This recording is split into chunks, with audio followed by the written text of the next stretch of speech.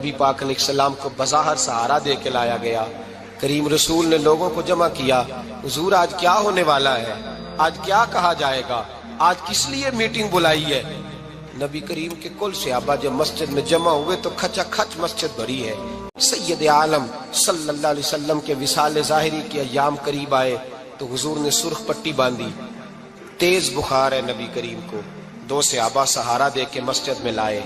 وصال ظاہری سے چند یوم پہلے کی بات، نبی پاک نے فرمایا آج تمہیں کوئی جہاد کی ترغیب نہیں دینی، آج کوئی نیا پیغام نہیں دینا، آج تمہیں بتانا ہے کہ رب نے اپنے بندے کو اختیار دیا ہے، چاہے تو دنیا میں رہے چاہے تو اس کی بارگاہ میں حاضر ہو جائے۔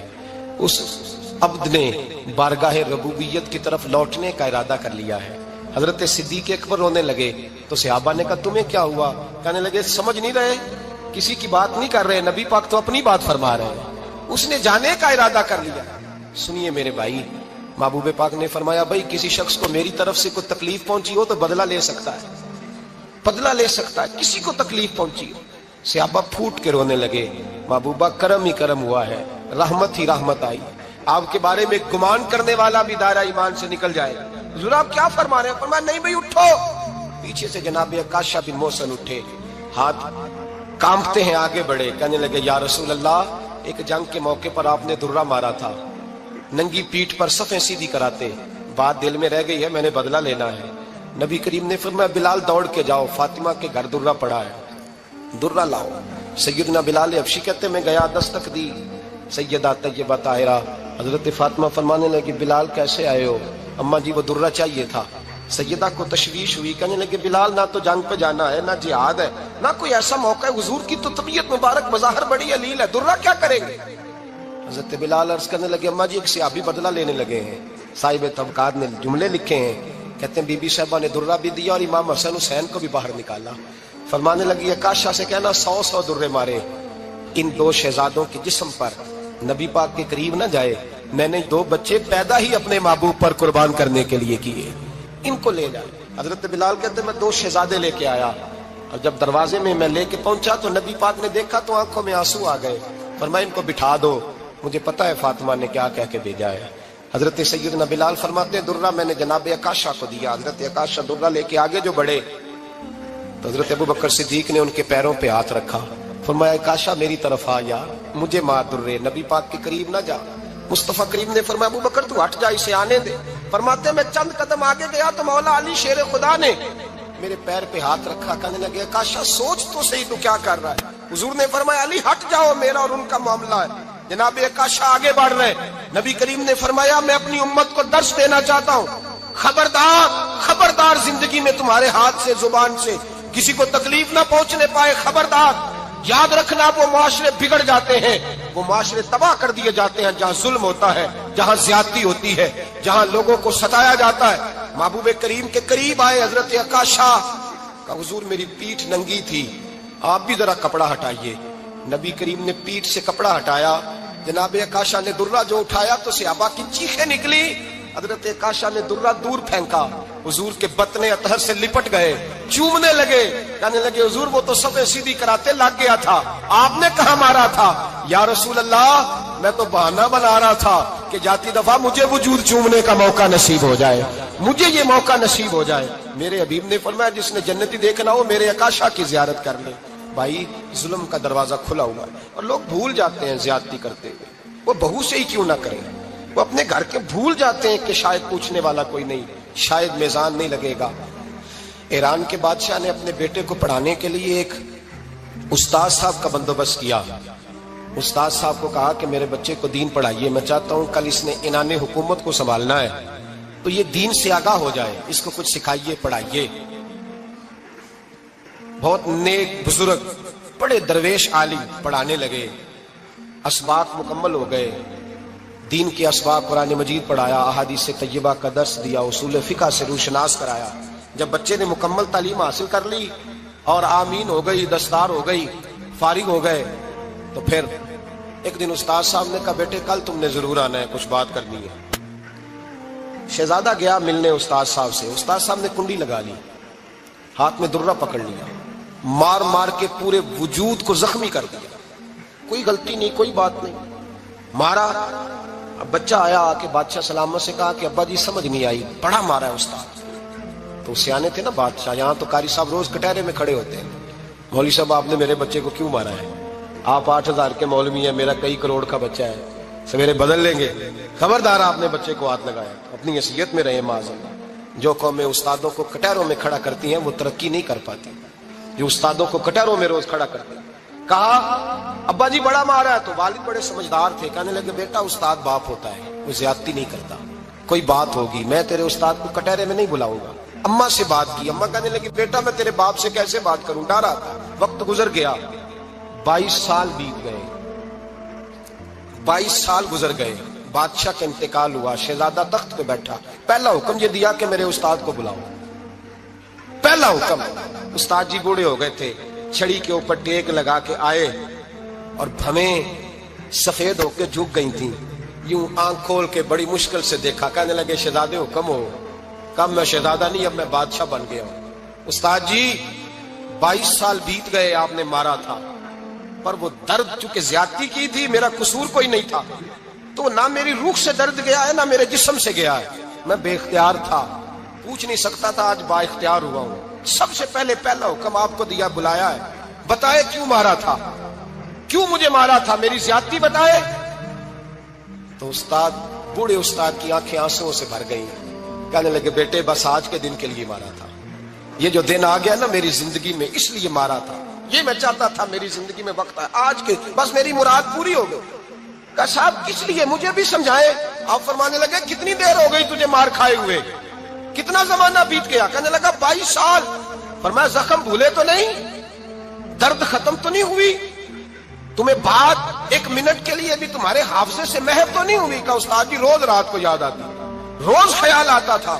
استاد کہنے لگے بھائی تو بے اختیار تھا، پوچھ نہیں سکا، 22 سال تجھے یاد رہا، مجھے پتا تھا تو ایک دن حکمران بنے گا، میں نے تجھے اس لیے مارا تھا کہ بیٹے یاد رکھنا، کسی پہ ظلم نہ کرنا، اگر تجھے 22 سال تک یاد رہا ہے تو جس پر تو ظلم کرے گا اسے بھی قیامت تک یاد رہے گا، اور یہ یاد رکھنا تو آج با اختیار ہوا تو تو نے مجھے بلا لیا ہے، قیامت کے دن غریب با اختیار ہو جائیں گے، مظلوم با اختیار ہو جائیں گے، وہ با اختیار ہوں گے باللہ الواحد القہار، رب کریم کی بارگاہ کے اندر ان کا اختیار ہوگا، اکیلے اللہ کی حکمرانی ہوگی، پھر وہ بلائیں گے بڑے بڑے کج کلا، دنیا میں جن کی پگڑیاں اونچی تھی وہ سر جھکائے کھڑے ہوں گے، دنیا میں جو ڈکٹیٹر بنتے تھے ان کی پشتیں لال ہوں گی، ان کو غدار لکھا جائے گا، قیامت تک نہیں بھولے گا۔ ظلم کرنا تو سوچ سمجھ کے کرنا، اتنا کرنا جتنا تم سہ سکتے ہو، اتنی زیادتی کرنا جتنی قیامت میں تم برداشت کر سکتے ہو۔ میرے نبی کریم صلی اللہ علیہ وسلم نے فرمایا ظلم سے بچو، یہ قیامت کے اندھیروں میں سے ایک اندھیرا ہوگا، زندگی میں زیادتی نہ کریں، اگر تھوڑی دیر کے لیے کوئی چیز برداشت کر جائیں گے تو وہ فائدہ دے جائے گی، کچھ دیر کے لیے اگر سہ جائیں گے تو نفع مل جائے گا، سہنے کی کوشش کریں لیکن زیادتی نہ کریں، نظر کو، سوچ کو، ذہن کو پاک رکھیں، اور میرے بھائی زندگی پوری ظلم سے بچیں، زیادتی سے بچیں۔ امیر المومنین حضرت جناب سیدنا عمر فاروق رضی اللہ تعالیٰ عنہ رات گھر میں تھے تو رونے لگے، بڑی دیر تک روتے رہے، والدہ اٹھی تو صاحبزادے سے کہنے لگی پتہ کرو تمہارے باپ کو کیا مسئلہ ہے۔ شہزادے آئے، کہنے لگے امیر المومنین والد گرامی کیا ہوا؟ تو حضرت عمر فاروق کہنے لگے بیٹا اپنی اماں کو بلاؤ۔ والدہ آ گئی، کیا بات ہے، کچھ طبیعت خراب ہے تو حکیم کا بندوبست کیا جائے۔ تو حضرت عمر کہنے لگے کچھ بھی نہیں، آج مسجد سے نکلا ہوں تو نبی پاک کے صحابہ میری تعریفیں کر رہے تھے۔ یہ حضرت فاروق اعظم کے وصال کے قریب کے دن ہے، تعریف ایک تو حضرت یہ رونے کی بات ہے کہ خوش ہونے کی؟ آپ فرمانے لگے نہیں، سوچتا ہوں باہر تو میں اچھا رہا ہوں، پتہ نہیں گھر میں ہی کوئی زیادتی نہ ہو گئی ہو، پتہ نہیں تمہارے ساتھ بھی میرے معاملات ٹھیک تھے کہ نہیں، صحابہ تو تعریف کرتے ہیں، رو رہا ہوں تمہاری وجہ سے نہ الجھ جاؤں، بیوی ہی نہ کہے میرا حق ہی ادا نہیں کیا۔ یہ لفظ کہتے کہتے پہاڑ ہے یہ شخص، کیسر و کسرا کامتے ہیں۔ حضرت عمر رو پڑے، بی بی سے کہنے لگے مجھے اللہ کی رضا کے لیے معاف نہیں کر دیتی؟ میرے اوپر بوجھ تھا امت کا، میں ساری رات مدینے کی گلیوں میں پھرتا تھا، دن سارا مسجد میں گزرتا تھا، میں تجھے وقت نہیں دے پایا، معاف نہیں کر دیتی؟ تو زوجہ کہنے لگی نہیں عمر، میں نے بھی زندگی میں اپنا کوئی سکھ چین نہیں دیکھا، کوئی چاؤ پورا نہیں کیا، میں کیسے معاف کر دوں؟ میں نہیں معاف کرتی۔ حضرت عمر زمین پہ بیٹھ گئے، رونے لگے، کہنے لگے چل معاف کر دے۔ کہنے لگی ایک وعدہ کرو، قیامت کے دن رب کریم کی بارگاہ میں میری سفارش کرو گے؟ اللہ کی بارگاہ میں عرض کرو گے کہ اللہ اچھی تھی، مجھے کپڑے دھو کے دیتی تھی، روٹی پکا کے دیتی تھی، میری عزت کی محافظ تھی. جناب عمر کہنے لگے تیرے ساتھ وعدہ ہے، رب اپنے فضل سے عمر کو جنت دے گا تو عمر تجھے جنت میں ساتھ لے کر کے جائے گا. عرفات کا میدان. محبوب فرمانے لگے پہلا جملہ، جو درد والے تھے وہ تڑپ گئے، یہ سارے درد والے تھے لیکن کچھ زیادہ مزاج شناس تھے. محبوب نے پہلا جملہ کہا. حضور فرمانے لگے لوگو جس طرح آج اکٹھے ہوئے ہیں شاید اس کے بعد دوبارہ ہم اکٹھے نہ ہوں. پہلا اعلان ہی کر دیا کہ یہ تمہارے ساتھ جو آج خطبہ ہے نا، اس میں اشارہ دے دیا کہ دوبارہ نہیں جمع ہوگے، اگلا آج نہیں کرنا، بس ختم ہوئی بات. یہ آخری پہلی بات ہی حضور نے یہ بیان کی.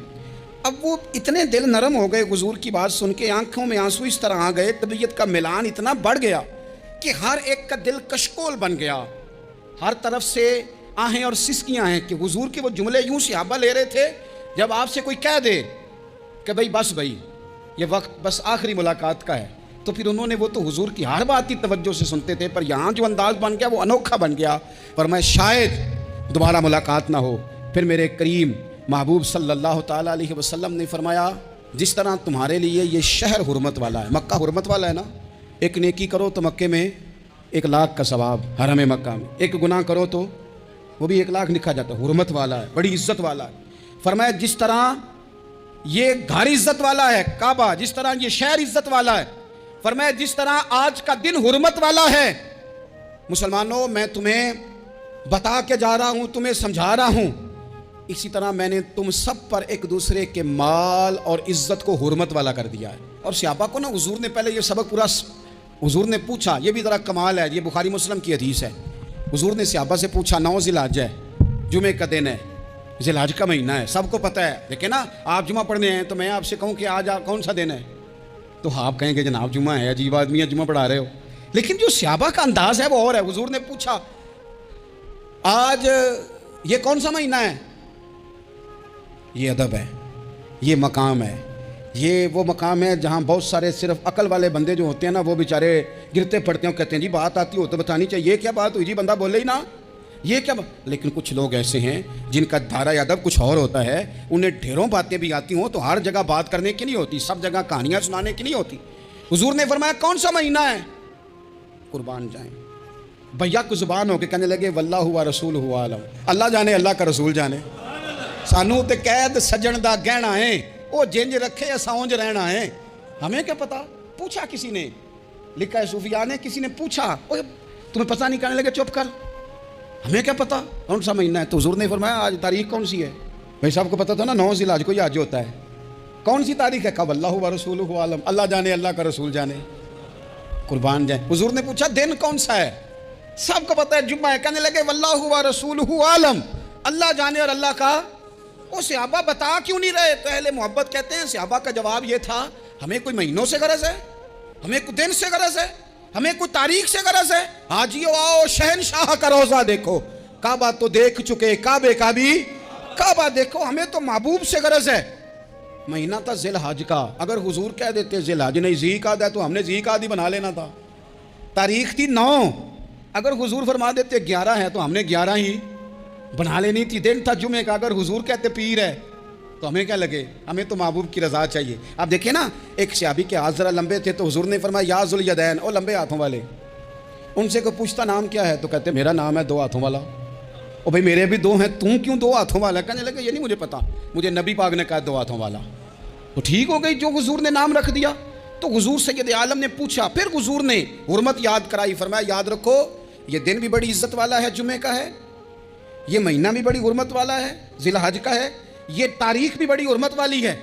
لیکن فرمایا جس طرح اس دن کی، اس شہر کی، اس مہینے کی تم نے عزت کرنی ہے، اسی طرح ایک دوسرے کے مال کا، ایک دوسرے کی عزت کا تم نے پاس کرنا. مسلمان بھائیوں خدا را یہ حضور کہہ رہے ہیں یار، نبی پاک نے کعبہ کے سامنے کھڑے ہو کے فرمایا بیت اللہ تیری بڑی شان ہے، تیرا بڑا مرتبہ ہے، لیکن فرمایا میرے مومن کی عزت رب کی نظر میں کعبے سے بھی زیادہ ہے.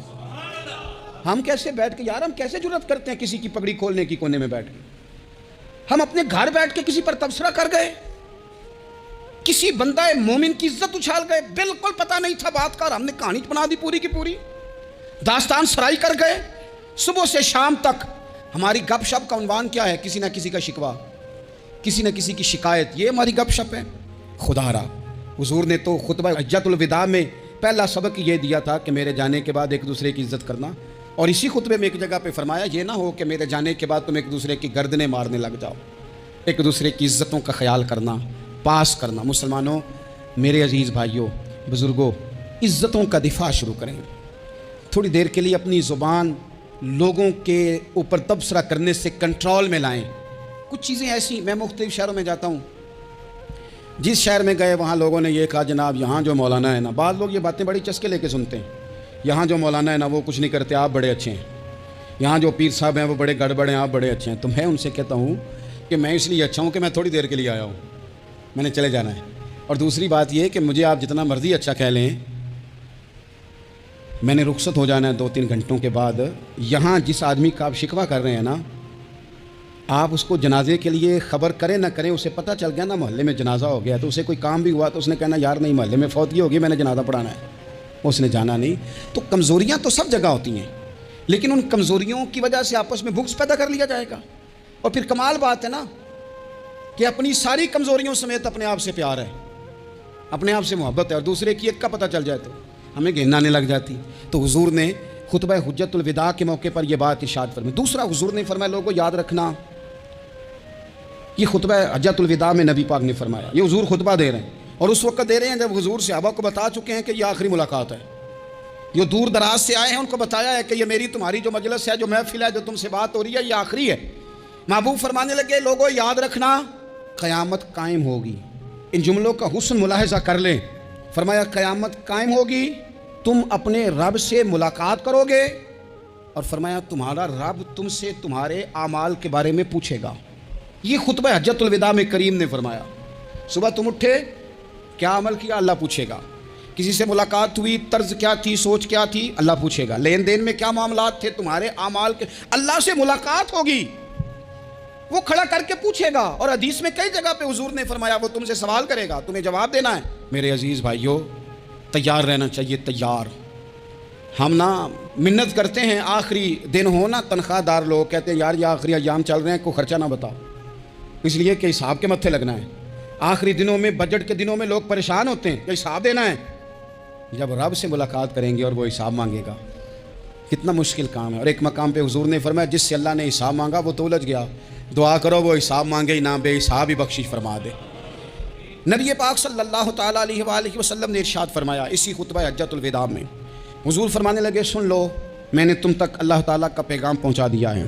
اب جس شخص کے پاس امانت رکھی ہو اس پر لازم ہے کہ وہ امانت اس تک پہنچا دے جو اس کا مالک ہے. ہم بہت سارے لوگ ایسے ہوتے ہیں, ہمارے پاس امانتیں ہوتی ہیں, کچھ بھی نہ ہو تو کچھ لوگوں کے راز کی امانت ہوتی ہے, کچھ بھی نہ ہو تو کچھ لوگوں کی باتیں ہم تک پہنچ جاتی ہیں, وہ راز ہوتا ہے, وہ امانت ہوتی ہے. مجلس کی گفتگو بھی امانت ہے, لیکن ہم امانتوں کا خیال نہیں کرتے, خیانت ہو جاتی ہے. بہت محتاط ہو کر اپنی زندگی میں امانتوں کا خیال کیا جائے. یا ایھا الذین آمنوا لا تخونوا اللہ والرسول وتخونوا اماناتکم وانتم تعلمون. اللہ فرماتے ہیں ایمان والو, نہ رب سے خیانت کرنا, نہ رب کے رسول سے خیانت کرنا, نہ آپس میں ایک دوسرے سے خیانت کرنا, جانتے بوجھتے ہوئے یہ کام نہ کرنا. وانتم تعلمون, جانتے ہو, تمہیں پتہ ہے. کبھی بھی بددیانتی کا مظاہرہ نہ کریں اپنی زندگی میں, کبھی بھی. اور یہ بھی یاد رکھ لیں, بچوں کو کیا پتا کہ ہمارا ابا حلال لا رہا ہے کہ حرام لا رہا ہے. آپ لا رہے ہیں نا, تو وہ تو بیچارے بھولے پن میں کھا رہے ہیں, تو حساب آپ نے دینا ہے. جنہ لی تو پاپ کمائے ہن کتھے نہیں ہو تیرے کر دے, بلا نا. تو بچوں کا تو یہ معاملہ ہے بھائی, اللہ ماشاءاللہ کہ وہ وقت پہ ہی, شادی کے 10-15 دن کے بعد ہی ان کو پیغام مل جاتا ہے کہ اگر ہمارا علیحدہ گھر ہو تو میں مرضی سے سجاؤں, تو میں مرضی سے سواروں, تو میرا کوئی مطلب اپنا سلسلہ ہو. تو بڑے ٹائم پہ ساری باتیں شروع ہو جاتی ہیں, وہ تو معاملہ ہی بالکل اور ہے. تو بالکل کسی بھی امانت میں کبھی بھی خیانت کرنے کی کوشش نہ کریں. اور یاد رکھیں, مال حرام جہاں آتا ہے وہاں بڑی تباہی آتی ہے. جہاں لوگ بددیانت ہو جاتے ہیں وہاں معاملات بڑے خراب ہو جاتے ہیں. اللہ تبارک و تعالیٰ دیانتداری کی توفیق عطا فرمائے. حضور نے خطبہ حجۃ الوداع کے موقع پر فرمایا میں نے آج جاہلیت کے سارے سود ختم کر دیے. نبی پاک میدان عرفات میں کھڑے ہو کے فرمانے لگے جس بندے نے بھی کسی سے پیسے لیے ہیں وہ اصل رقم دے گا, زائد نہیں دے گا. حضور کے بڑے قریبی تھے ایک, فرمایا انہوں نے بھی کچھ لوگوں سے پیسے لیے, میں چونکہ وہ سب لوگ کرتے تھے, حرام ہی نہیں تھا. فرمایا میں ان کو بھی حکم دیتا ہوں کہ یہ اصل رقم وصول کریں گے, کسی سے ایک پائی بھی زیادہ وصول نہ کریں گے. نبی پاک صلی اللہ تعالیٰ علیہ وسلم نے خطبہ حجۃ الوداع میں ایک باریک بات حضور نے بھی، یہ آپ نے ضرور سمجھنی ہے، بالخصوص جو لوگ تھوڑا دین پر عمل کر رہے ہیں، جن کا لبادہ مذہبی ہو گیا، جنہیں لوگ حضرت صاحب، قاری صاحب، علامہ صاحب، مفتی صاحب، حاجی صاحب، بزرگوں کہہ کے بلاتے ہیں، وہ اس پر توجہ کریں۔ میرے نبی پاک صلی اللہ علیہ وسلم نے خطبہ حجۃ الوداع کے موقع پہ ارشاد فرمایا، لوگوں شیطان اب مایوس ہو گیا ہے، وہ تم سے بتوں کی پوجا نہیں کرا سکے گا، ہاں وہ تمہیں چھوٹے چھوٹے گناہوں میں مبتلا کرے گا، وہ تم سے چھوٹے چھوٹے عیب کرائے گا، تم سمجھو گے یہ تو غلطی کوئی نہیں، فرمایا اس سے بچ کے رہنا۔ اب وہ مایوس ہو گیا، بتوں کی پوجا نہیں کرا سکتا، تمہیں اپنی پوجا نہیں کرا سکتا، لیکن چھوٹی چھوٹی غلطیاں، ایک مقام پہ فرمایا نا، چھوٹا گناہ ہونا تو مومن اسے پہاڑ سمجھتا ہے، یہ اتنا بڑا ہو گیا، اور منافق کہتا ہے یہ تو کچھ بھی نہیں۔ تو اپنی زندگی کے اندر چھوٹی چھوٹی کوتاہیاں، حضرت سعدی فرمایا کرتے تھے، سیلاب اچانک نہیں آتے، پہلے چھوٹا سا سوراخ ہوتا ہے دریا کے کنارے میں، اسے بند نہ کیا جائے پھر بڑا ہو جاتا ہے، پھر وہ ٹائم آتا ہے کہ بند ٹوٹ جاتا ہے، بستیاں ڈوب جاتی ہیں۔ پہلے چھوٹا گناہ انسان کرتا ہے، چھوٹا، پھر اس سے آگے بڑھتا جاتا ہے اور بڑی بڑی غلطیاں ہوتی ہیں۔ اللہ تبارک و تعالی ہمیں رائی کے دانے کے برابر بھی غلطی کرنے سے محفوظ فرمائے۔ نبی پاک صلی اللہ تعالیٰ علیہ وسلم نے اسی موقع پر ارشاد فرمایا، لوگوں اللہ سے ڈرتے رہنا، اور میں تمہیں عورتوں کے ساتھ بھلائی کی وصیت کرتا ہوں۔ فرمایا رب نے تمہیں اختیار دیا ہے، عورتیں تمہارے سپرد کی ہیں، ان سے اچھا سلوک کرنا۔ فرمایا اگر کبھی کوئی ان پر تمہیں سختی کرنی بھی پڑے تو اتنی کرنا جتنی ان کی غلطی ہو، ان سے درگزر کرنا، ان سے پیار کرنا۔ اسلام نے خاتون کو باقاعدہ حقوق دیے، باقاعدہ، صحیح بخاری میں حدیث ہے۔ یہ جو نوجوان ہیں، مطالعہ کرنے والے، پڑھنے سننے سمجھنے والے، یاد رکھا کریں ان چیزوں کو۔ حضرت بریرہ رضی اللہ تعالیٰ عنہ حضرت عائشہ صدیقہ کی کنیزہ ہیں، حضرت مغیث رضی اللہ تعالیٰ عنہ ایک صحابی ہیں، ان کی وہ اہلیہ ہیں، وہ اپنے خامد سے علیحدگی چاہتی تھی، ان کے خامد بڑی محبت کرتے تھے، علیحدہ ہونا نہیں چاہتے تھے، خاتون رہنا نہیں چاہتی تھی۔ انہوں نے بڑی سفارشیں کرائیں کہ میرا خامد، میری بیوی مجھ سے صلح کر لے، حالانکہ وہ خاتون کنیز ہیں، خادمہ ہیں، بڑے قبیلے سے بظاہر تعلق نہیں۔ بالآخر انہوں نے گزارش کی، سیدہ عائشہ صدیقہ رضی اللہ تعالیٰ عنہ سے کہا، کچھ اور ذرائع اختیار کیے۔ حضرت مغیث نے رضی اللہ تعالیٰ عنہ، ان کے شوہر نے، کہ نبی پاک علیہ السلام کی خدمت میں عرض کریں، حضور میری سفارش کریں کہ یہ مجھ سے صلح کر لیں۔ تو نبی پاک علیہ السلام نے حضرت بریرہ رضی اللہ تعالیٰ عنہ جو کنیزہ ہیں، خادمہ ہیں، ان کو بلا کے کہا، تمہارا خامد صلح کرنا چاہتا ہے۔ یہاں برادری کا بڑا کے کہتا ہے، پتر میری بھی نہیں تو گل رکھنی، وہ میرے ککھاں دا بھی نہیں، تو وہ کیا کہہ رہے ہیں آپ؟ اللہ نے اسے حق دیا ہے، اور جسے حق اللہ دے، اس کا رسول دے، اس سے کون ہوتا ہے کوئی حق چھیننے والا؟ نبی پاک صلی اللہ علیہ وسلم نے حضرت بریرہ سے کہا، تمہارا خامد صلح کرنا چاہتا ہے، اور وہ روتا ہے تمہارے لیے، اور اس نے بڑی سفارشیں کی ہیں، تم اس سے صلح کر لو۔ حضرت بریرہ رضی اللہ تعالیٰ عنہ عرض کرنے لگی، یا رسول اللہ صلی اللہ علیہ وسلم، آپ جو حکم کریں میں حاضر ہوں، ایک بات پوچھ سکتی ہوں؟ ایک گزارش کر لوں؟ ایک صرف حضور میرا بولیا چولیا معاف کری، ایک بات کر لوں؟ تو کہا کرو۔ عرض کی، یا رسول اللہ یہ آپ کا حکم ہے یا مشورہ ہے؟ یہ محبوب کی بات ہے، محبوب کی۔ کوئی بزرگ کیوں جبر کرتا ہے کسی پہ؟ کوئی حضرت شیخ کیوں کہتے ہیں زبردستی عورت کو کہ تو جا؟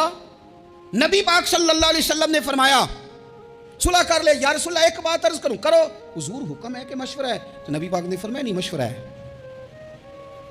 تم عاقلہ ہو، بالغہ ہو، اسلام تمہیں با اختیار کرتا ہے، چاہو تو رہو، چاہو تو خلا لے لو۔ عرض کرنے لگی، حضور اگر مشورہ ہے تو پھر میں مغیث سے صلح نہیں کرنا چاہتی۔ میرے محبوب نے فرمایا تو جس حال میں راضی ہے میں بھی راضی ہوں۔ ٹھیک ہو گئی بات، ختم ہو گئی۔ حضور نے کوئی زور نہیں، اتنے اسلام حقوق دیتا ہے عورت کو، کسی کو اجازت نہیں کہ وہ جبر کرے، وہ ظلم کرے۔ میں آ گیا ہوں صلح نہیں کرنی، بے تو کیوں آیا ہے؟ تو نے وقت گزارنا ہے، جانے وہ خامد کس طرح کا ہو۔ تو نبی پاک صلی اللہ علیہ وسلم نے خطبہ حجۃ الوداع کے موقع پر فرمایا، عورتوں کے ساتھ اچھا سلوک کرنا۔ رسول پاک کا وصال ہوا نا، حضرت بلال نے منہ سے لفظ کوئی نہیں ادا کیا، کسی نے اپنا دکھڑا کسی انداز میں سنا لیا۔ حضرت عمر نے کہا، جس نے کہا حضور وصال کر کے گردن اڑا دوں گا۔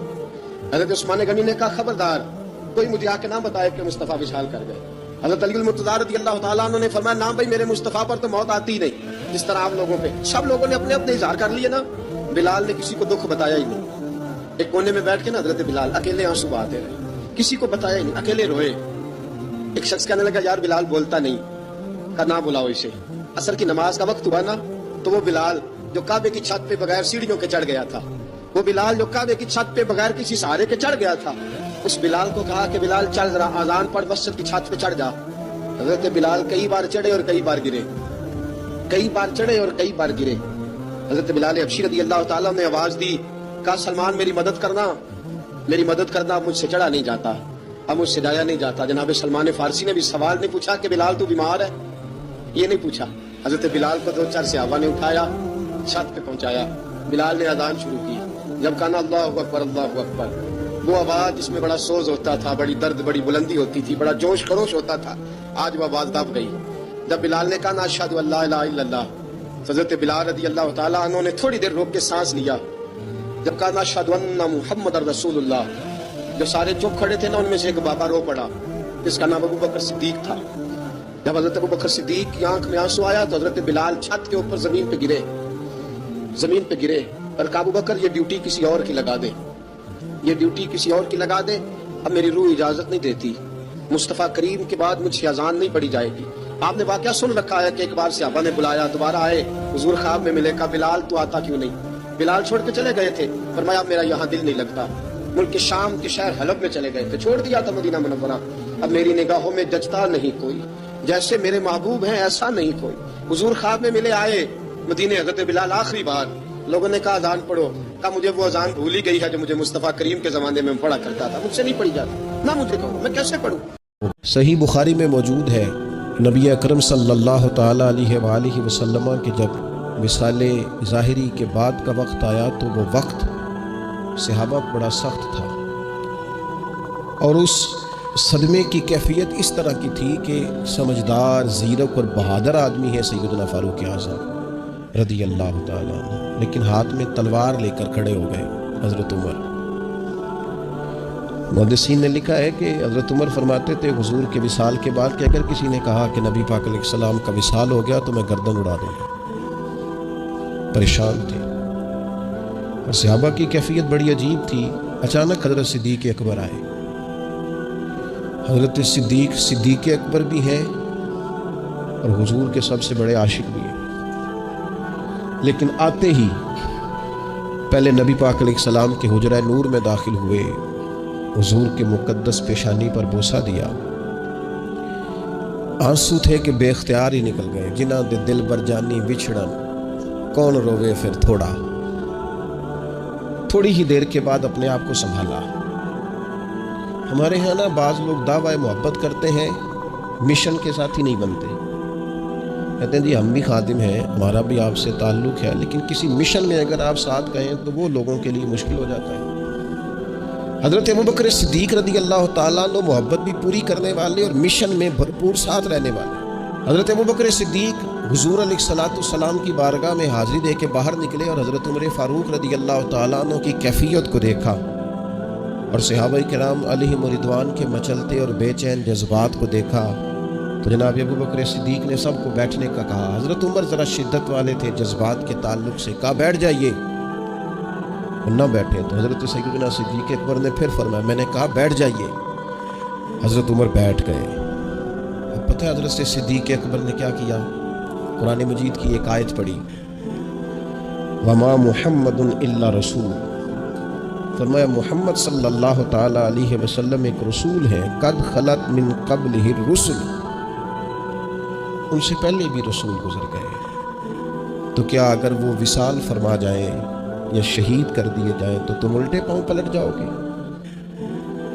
صحابہ کرام فرماتے ہیں جناب صدیق اکبر نے یہ آیت پڑھی اور ساتھ فرمایا کہ جو تو عبادت کرتا تھا رسول پاک علیہ السلام کی, وہ سمجھ لے کہ حضور نے وصال فرمایا, اللہ کا وعدہ آیا اور یہ ظاہری پردہ ہوا, اور جو عبادت کرتا ہے اللہ کی تو وہ جان لے رب حی بھی ہے قیوم بھی ہے.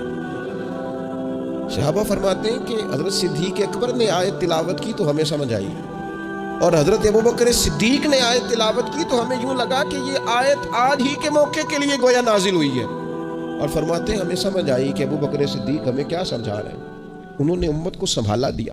یار صفائی کرنے والا صفائی ٹائم پہ کرتا ہے نا, تم چراغ تو صحیح جلاتے ہو نا.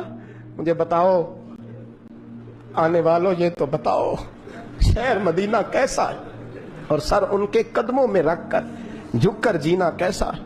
دل آنکھیں اور روح تمہاری لگتی ہے سیراب مجھے, در پہ ان کے بیٹھ کر آبے زمزم پینا کیسا ہے. کہنے لگے عمر اس کونے کا کیا ہا, اور پھر کہنے لگے وہ فلاں فلاں باغ میں حضور اثر کے بعد جایا کرتے تھے, اس کے پھلوں پھولوں کا کیا حال ہے. تو حضرت عمر کہتے ہیں بلال کی باتیں سن کے میں رویا. تو میں نے کہا بلال تجھے اتنا پیار ہے تو چھوڑ کیوں آیا ہے؟ تو کہنے لگے عمر میرا وجود شام میں رہتا ہے پر دل میرا مدینے میں ہی رہتا ہے, روح میری مدینے میں ہی رہتی ہے. بس سجنا باج محمد بخشا کی مرنا تے کی جینا, کہاں وہاں ہی رہتا ہوں. ایک دفعہ نا کوفے میں رہتے تھے حضرت علی. مولا علی نے ساری زندگی کسی سے سوال نہیں کیا, دینے والے تھے نا, سوال نہیں کیا. ایک بڑی خوبصورت کندیل ایک شخص لایا, خوبصورت لالٹین بنی ہوتی تھی وہ, اور اس میں تیل مٹی کا نہیں ڈالتے تھے, خوشبو والی کوئی چیز ڈالتے تھے تو وہ جلتی تھی. وہ لایا کوفے کی جامع مسجد میں, حضرت علی کوفے آ گئے, کہا حضور یہ جلا لے. جب وہ لایا نا کندیل تو حضرت علی نے زندگی, امام حسن کہتے ہیں میں نے عجیب زندگی بھر سوال نہیں کیا. اس سے کہنے لگے میں نے کبھی کسی سے کچھ مانگا نہیں, اس طرح کی ایک اور مل جائے گی. تو اس شخص ایسے جیسے وہ عرش پہ نہیں بیٹھ گیا کہ علی نے مجھے کہہ دیا ہے. کہنے لگا حضور مل جائے گی. فرمانے لگے لے جاؤ. کہتے ہیں وہ لے کے آیا. تو جب وہ لایا تو پہلے والی کندیل کو اتنا نہیں, اس کندیل کو سینے سے لگایا, اپنا امامے کا پلو لے کے حضرت علی نے پوچھا. پھر آنکھوں میں آنسو آئے. امام حسن کہنے لگے ابا جی میں سمجھ نہیں پا رہا, یہ آپ نے تو زندگی بھر بھوک کاٹی ہے, سوال نہیں کیا, تو یہ کیا ہے؟ کہنے لگے مجھے بڑی پسند آئی تھی, دل کرتا ہے ایک لے لوں اور میں حضور کی مسجد میں بھی بھیج دوں, میں مدینے میں بھی بھیج دوں. میرا دل کرتا ہے یہ مسجد نبی میں لگ جائے گی تو اس کی شان بڑھ جائے گی. تو فرماتے امام حسن کہ میں رو پڑا. میں نے کہا حضور مجھے سمجھ آ گئی ہے, رہتے آپ کوفے میں ہے پر دل آپ کا مدینے میں ہی بستا ہے, وجود یہاں ہے پر روح آپ کی. رب جانے سونے یا محبوبہ تیرے شہر دیاں کی لذتاں نے, ایک رون جنہاں نے ویکھیا نہیں تے ایک رون دوبارہ جامل نہیں. میرے اعلیٰ حضرت فاضل بریلوی رحمت اللہ علیہ فرماتے ہیں حرم کی مدینے کے خطے خدا تجھ کو رکھے, مدینے کے خطے خدا تجھ کو رکھے, غریبوں فقیروں کے ٹھہرانے والے. یہاں غریب فقیر درویش مدینہ حسن ہے. توجہ ہے اب حضرات کی. میں 2010 میں گیا تھا. اماں جی جب میں جانے لگا تب بھی میں روتا ہی گیا. واپس آیا تو میں اپنی والدہ سے میں نے کہا کہ اماں یہ کہیں خامی ایمان ہی نہ ہو. میں مدینے سے پلٹ آیا, میں بڑا تڑپا. میں نے کہا اماں جی وہ جانے کی جگہ تو ہے پر دوبارہ آنے کی جگہ نہیں, وہاں سے دوبارہ آنا نہیں چاہیے. وہاں سے سب سے مشکل مرحلہ مدینے سے لوٹنا ہے, آنا نہیں چاہیے. تو میری اماں مجھے کہنے لگی اللہ تجھے بار بار بلائے گا, دعا کرنی چاہیے, رونا نہیں چاہیے. بزرگوں کا درویشوں والا جو انداز تھا. اور پھر میں دوسری دفعہ عمرے پہ گیا تو ایک شعر تھا مظفر بارسی کا, تو میں وہ پڑھ رہا تھا. میں نے کہا کہ دوبارہ آنے کی آرزو ہے, کہ خود کو پانے کی آرزو ہے, جو حج پہ احرام باندھتے ہیں اب وہ باندھ کے آنے کی آرزو ہے. تو میں نے تو ایک حج مانگا تھا, اللہ نے 2 عطا فرما دی. یہ مصطفیٰ کے مدینے کی شان ہے, یہ رسول اللہ کے شہر کی شان ہے. تو میرے دوستو اللہ بڑا بے نیاز ہے. وہ میرے جیسے لوگ, میرے جیسے, سچی بات ہے, میرے جیسے لوگ اس کا, میں کبھی بھی مدینہ منورہ میں حاضر ہو کے لوگ اور باتیں سوچتے رہتے ہیں اور میں مسجد میں بیٹھا ہوتا ہوں. تو میں جب پہلی دفعہ گیا تھا تو ایک بی بی بیٹھی تھی سادر سے عورت رات کو, تو اپنا زبان یار من ترکی اور من ترکی بگویم پنجابی میں وہ بات کر رہی تھی. تو وہ جملے اس کے مجھے یاد رہتے ہیں جب میں مدینے جاتا ہوں. سادی بی بی جنت البقیع کے باہر بیٹھی تو بوڑھی اماں سادے سے کپڑے, تو شعر پڑھ رہی تھی. وہ کیا شعر تھا اس کا, کوئی وہ اس پہ شاعرانہ ردیف کافی یہ پورے نہیں اترتے. لوگ کہیں گے یہ مصرع شاید لحاظ سے ٹھیک نہیں ہے, صنعت کے لحاظ سے, لیکن اس کا انداز تھا نا تو تھا بڑا با کمال.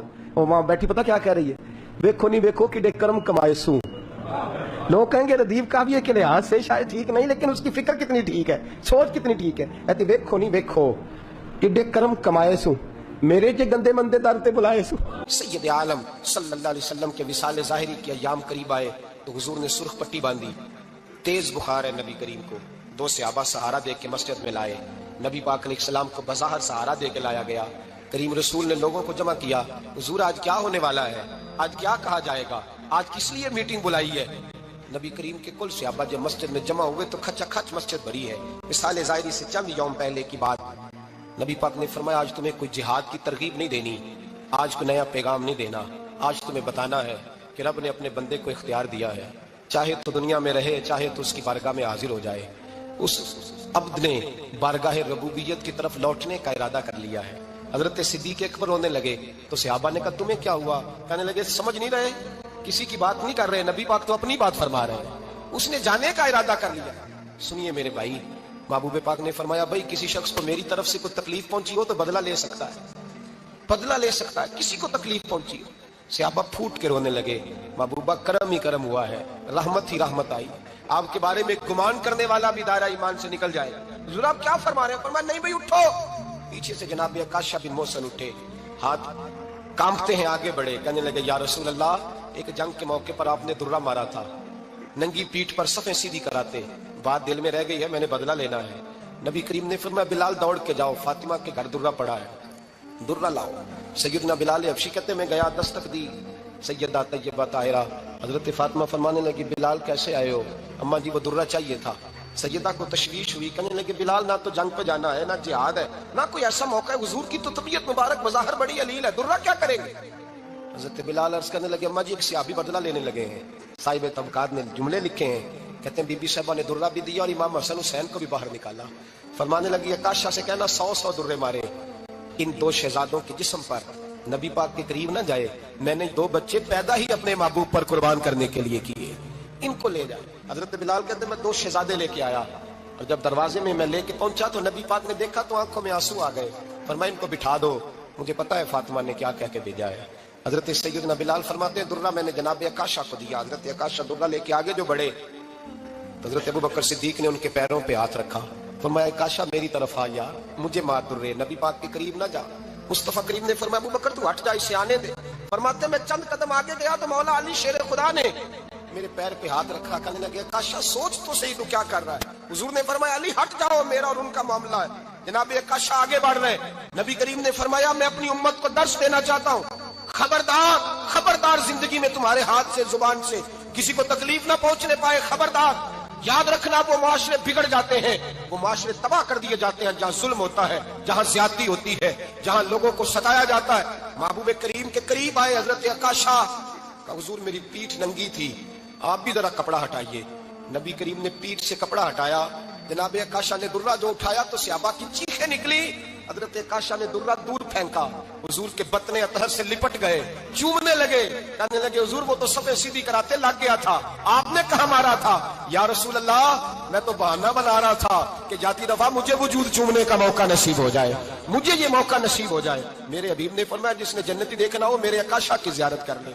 भाई जुल्म का दरवाजा खुला हुआ है और लोग भूल जाते हैं ज्यादती करते हुए, वो बहू से ही क्यों ना करें, वो अपने घर के भूल जाते हैं कि शायद पूछने वाला कोई नहीं, शायद मेज़ान नहीं लगेगा।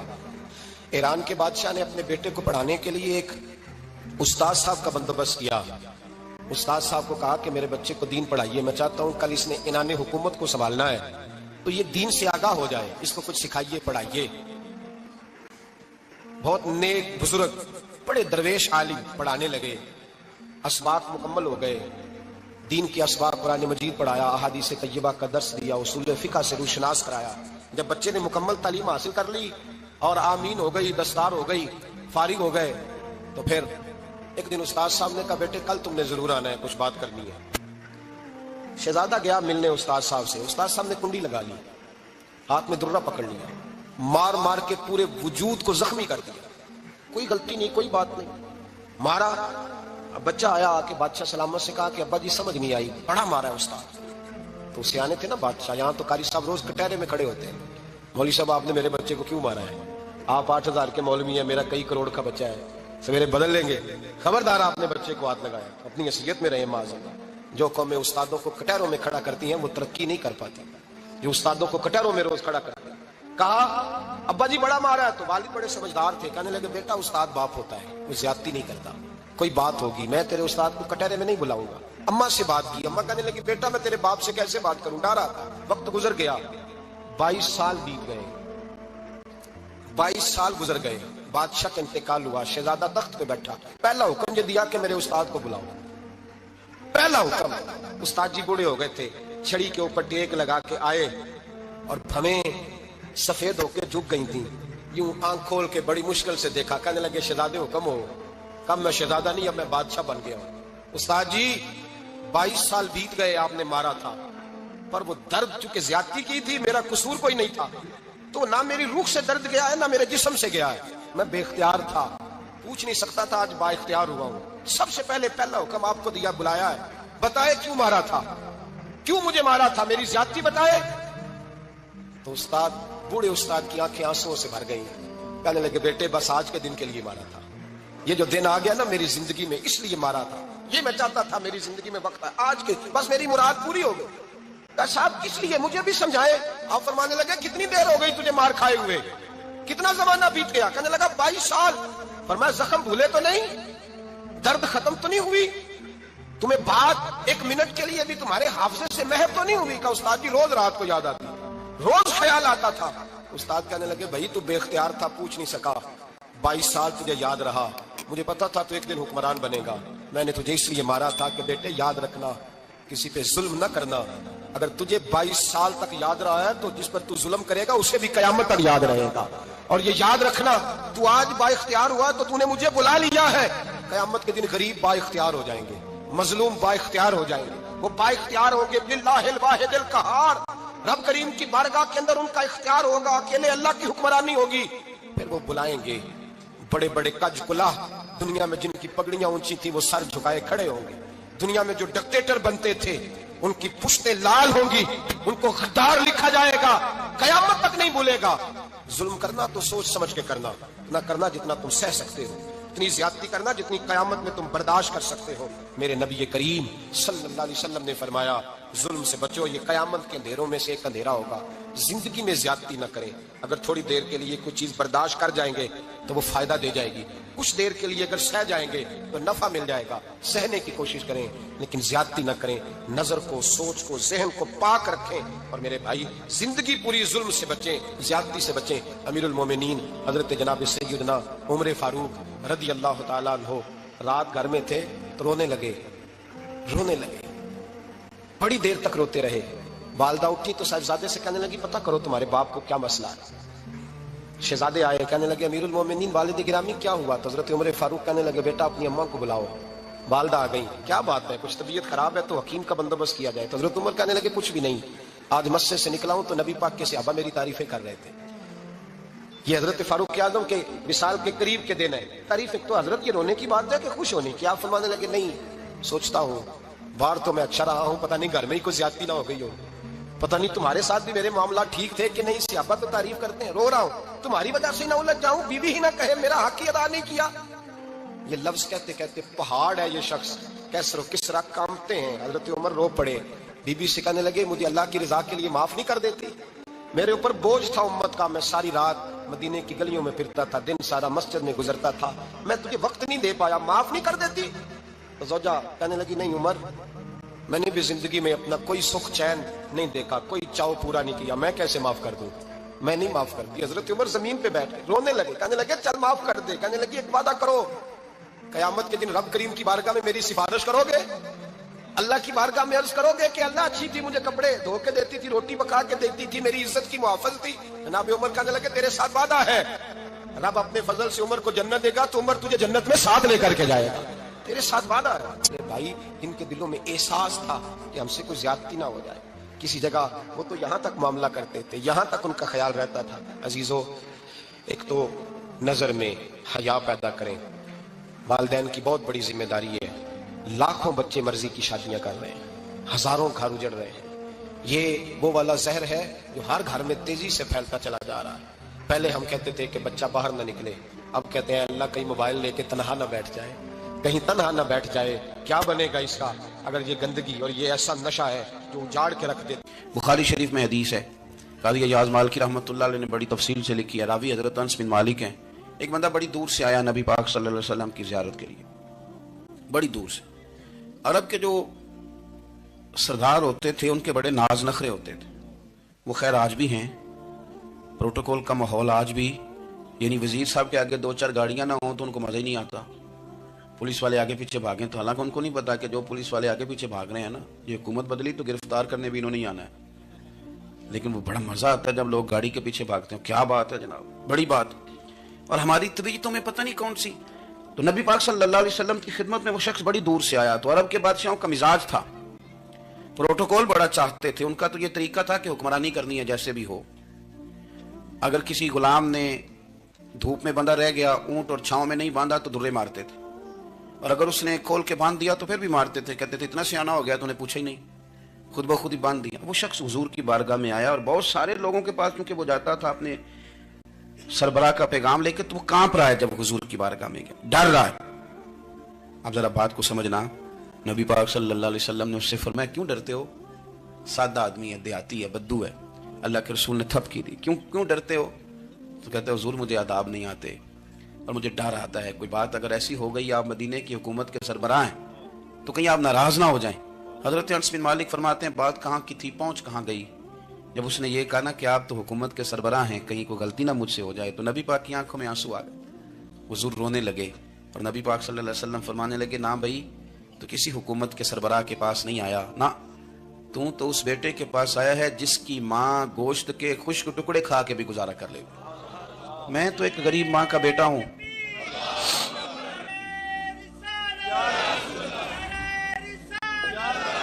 भाई अगर आपका ये ज़ौक बन जाए, देखो ना आज तो लोग भूल जाते हैं ना, कपड़े बदल लेते हैं तो वो समझते हैं कि शायद सारा कुछ ही बदल गया, यानी गांव से आकर पढ़ने वाले भूल ही गए हैं कि किसकी माँ ने कितना जेवर बेचा था।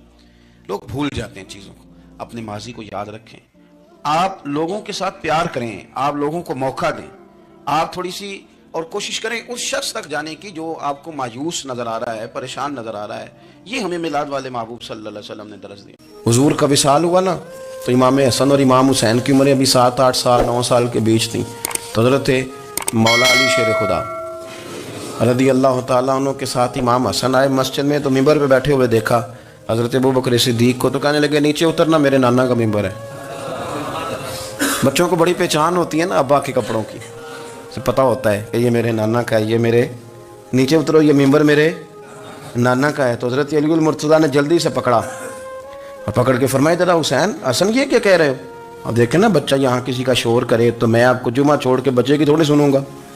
मैं कहूँगा कि भाई ठीक हो गया, बच्चे को ले जाओ, जरा इसे पीछे करो, जुमे के बाद बात करते हैं। लेकिन वो थे ना रसूलुल्लाह के नवासे, और हजरत अबू बकर सिद्दीक अजमत और शान को समझते थे। उन्होंने कहा, नीचे उतरिए, मेरे नाने का मिंबर है। तो हजरत सिद्दीक एक बार नीचे उतर के खड़े हो गए।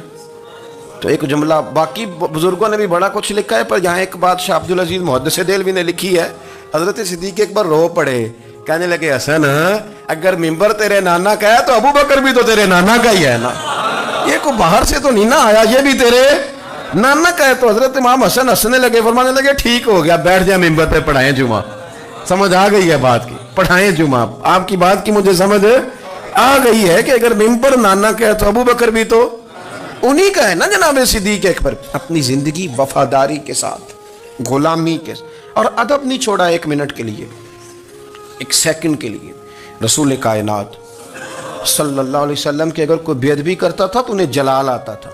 आपको एक बात बताऊं, गैरत ना इश्क का हिस्सा होती है। हम बड़े शरीफ लोग हैं, पर हम कहते हैं सारे काम करना, हुजूर के बारे में बात कोई ना करना, ये नहीं हम बर्दाश्त करते। वो किस तरह का आशिक है कि महबूब के खिलाफ बात भी सुन गए? ये इश्क है? ये तो तौहीन की तूने। हज़रत सिद्दीक वो बड़े मीठे बड़े ठंडे आदमी थे। उर्वा बिन मसूद सख्फी बाद में मुसलमान हुए। वो कहते हैं, मैं हुदैबिया के मौके पे आया तो मुझे पता था, मैं जानता था अबू बकर सिद्दीक बड़ी ठंडी तबीयत के आदमी हैं। कहते हैं, नबी पाक सल्लल्लाहु अलैहि वसल्लम के गिर्द ना मैंने हाला देखा गुलामों का, कोई हाथ बांधे खड़ा है, कोई पानी का कतरा लेने के लिए खड़ा है, कोई वुजू का बचा हुआ पानी लेने खड़ा है। तो चूंकि वो आए थे काफिरों की तरफ से, तो तनकीद करने वाले को कहानियां बड़ी मिल जाती। तो फौरन उर्वा बिन मसूद सख्फी कहने लगे, ए मोहम्मद इब्न अब्दुल्लाह सल्लल्लाहु अलैहि वसल्लम, आज ये आपके गिर्द खड़े हैं, पर जब तलवारें चमकेंगी तो दौड़ जाएंगे। तलवारों के सामने खड़ा होना आसान नहीं। तो हजरत सिद्दीक एक बार पीछे खड़े थे, नबी पाक ठंडे मिजाज के आदमी, पर बात हुई थी ना सरकार के बारे में, तो दौड़ के आगे आए और इतना सख्त जुमला कहा, कहने लगे, जा जाके लातो मनात की शर्मगाह चाट, तू कहता है कि हम हुजूर को छोड़ जाएंगे? मैं नबी पाक के बाकी गुलामों की बात नहीं करता, तेरे पास जितने सूरमे है ना तू सारे लेके आ, और नबी पाक के दिफा के लिए सिर्फ अबू बकर की तलवार ही काफी है। तू ला, तेरे पास जितने सूरमे हैं ला मैदान पर, तू ला ना, तेरे पास जितने सूरमे हैं। तू कहता है ये दौड़ जाएंगे, फरमाया तूने अभी हमारा रुख देखा नहीं ना, तू आ ना जरा मैदान में, तू मैं तुझे अकेले को बताता हूँ कि किस तरह हुजूर का दिफा किया जाता। उर्वा बिन मसूद सख्फी कहने लगे, ये कौन है? देर के बाद मिले थे ना, ये कौन है? उन्होंने कहा, ये अबू काफा के बेटे अबू बकर सिद्दीक हैं। उर्वा बिन मसूद कहने लगे, ये तो बड़ी ठंडी तबीयत का बंदा था। उन्होंने कहा, ठंडा ही है, ہم شریف بڑے ہیں پر حضور کے غلاموں کے لیے. اور اگر آئے کوئی شریر، اگر کوئی آئے تو چلو کسی درویش کی گل کر لینے. وہ کہتے ہیں اٹ سٹ تے پکھڑا کوار گندل، پھر اسی اور بھی بوٹیاں جاننے ہیں. پھر ہمیں سارا پتا ہے، پھر ہمیں نا سارے طریقے اٹ سٹ تے پکھڑا، پھر اسی اور بھی بوٹیاں جاننے ہیں. پھر نہ ہم کر لیں گے حل، ہمیں وہ حل کرنا بھی آتا ہے. لیکن شریف اس کے لیے جو رسول اللہ کا ادب کرے، جو نبی پاک کی.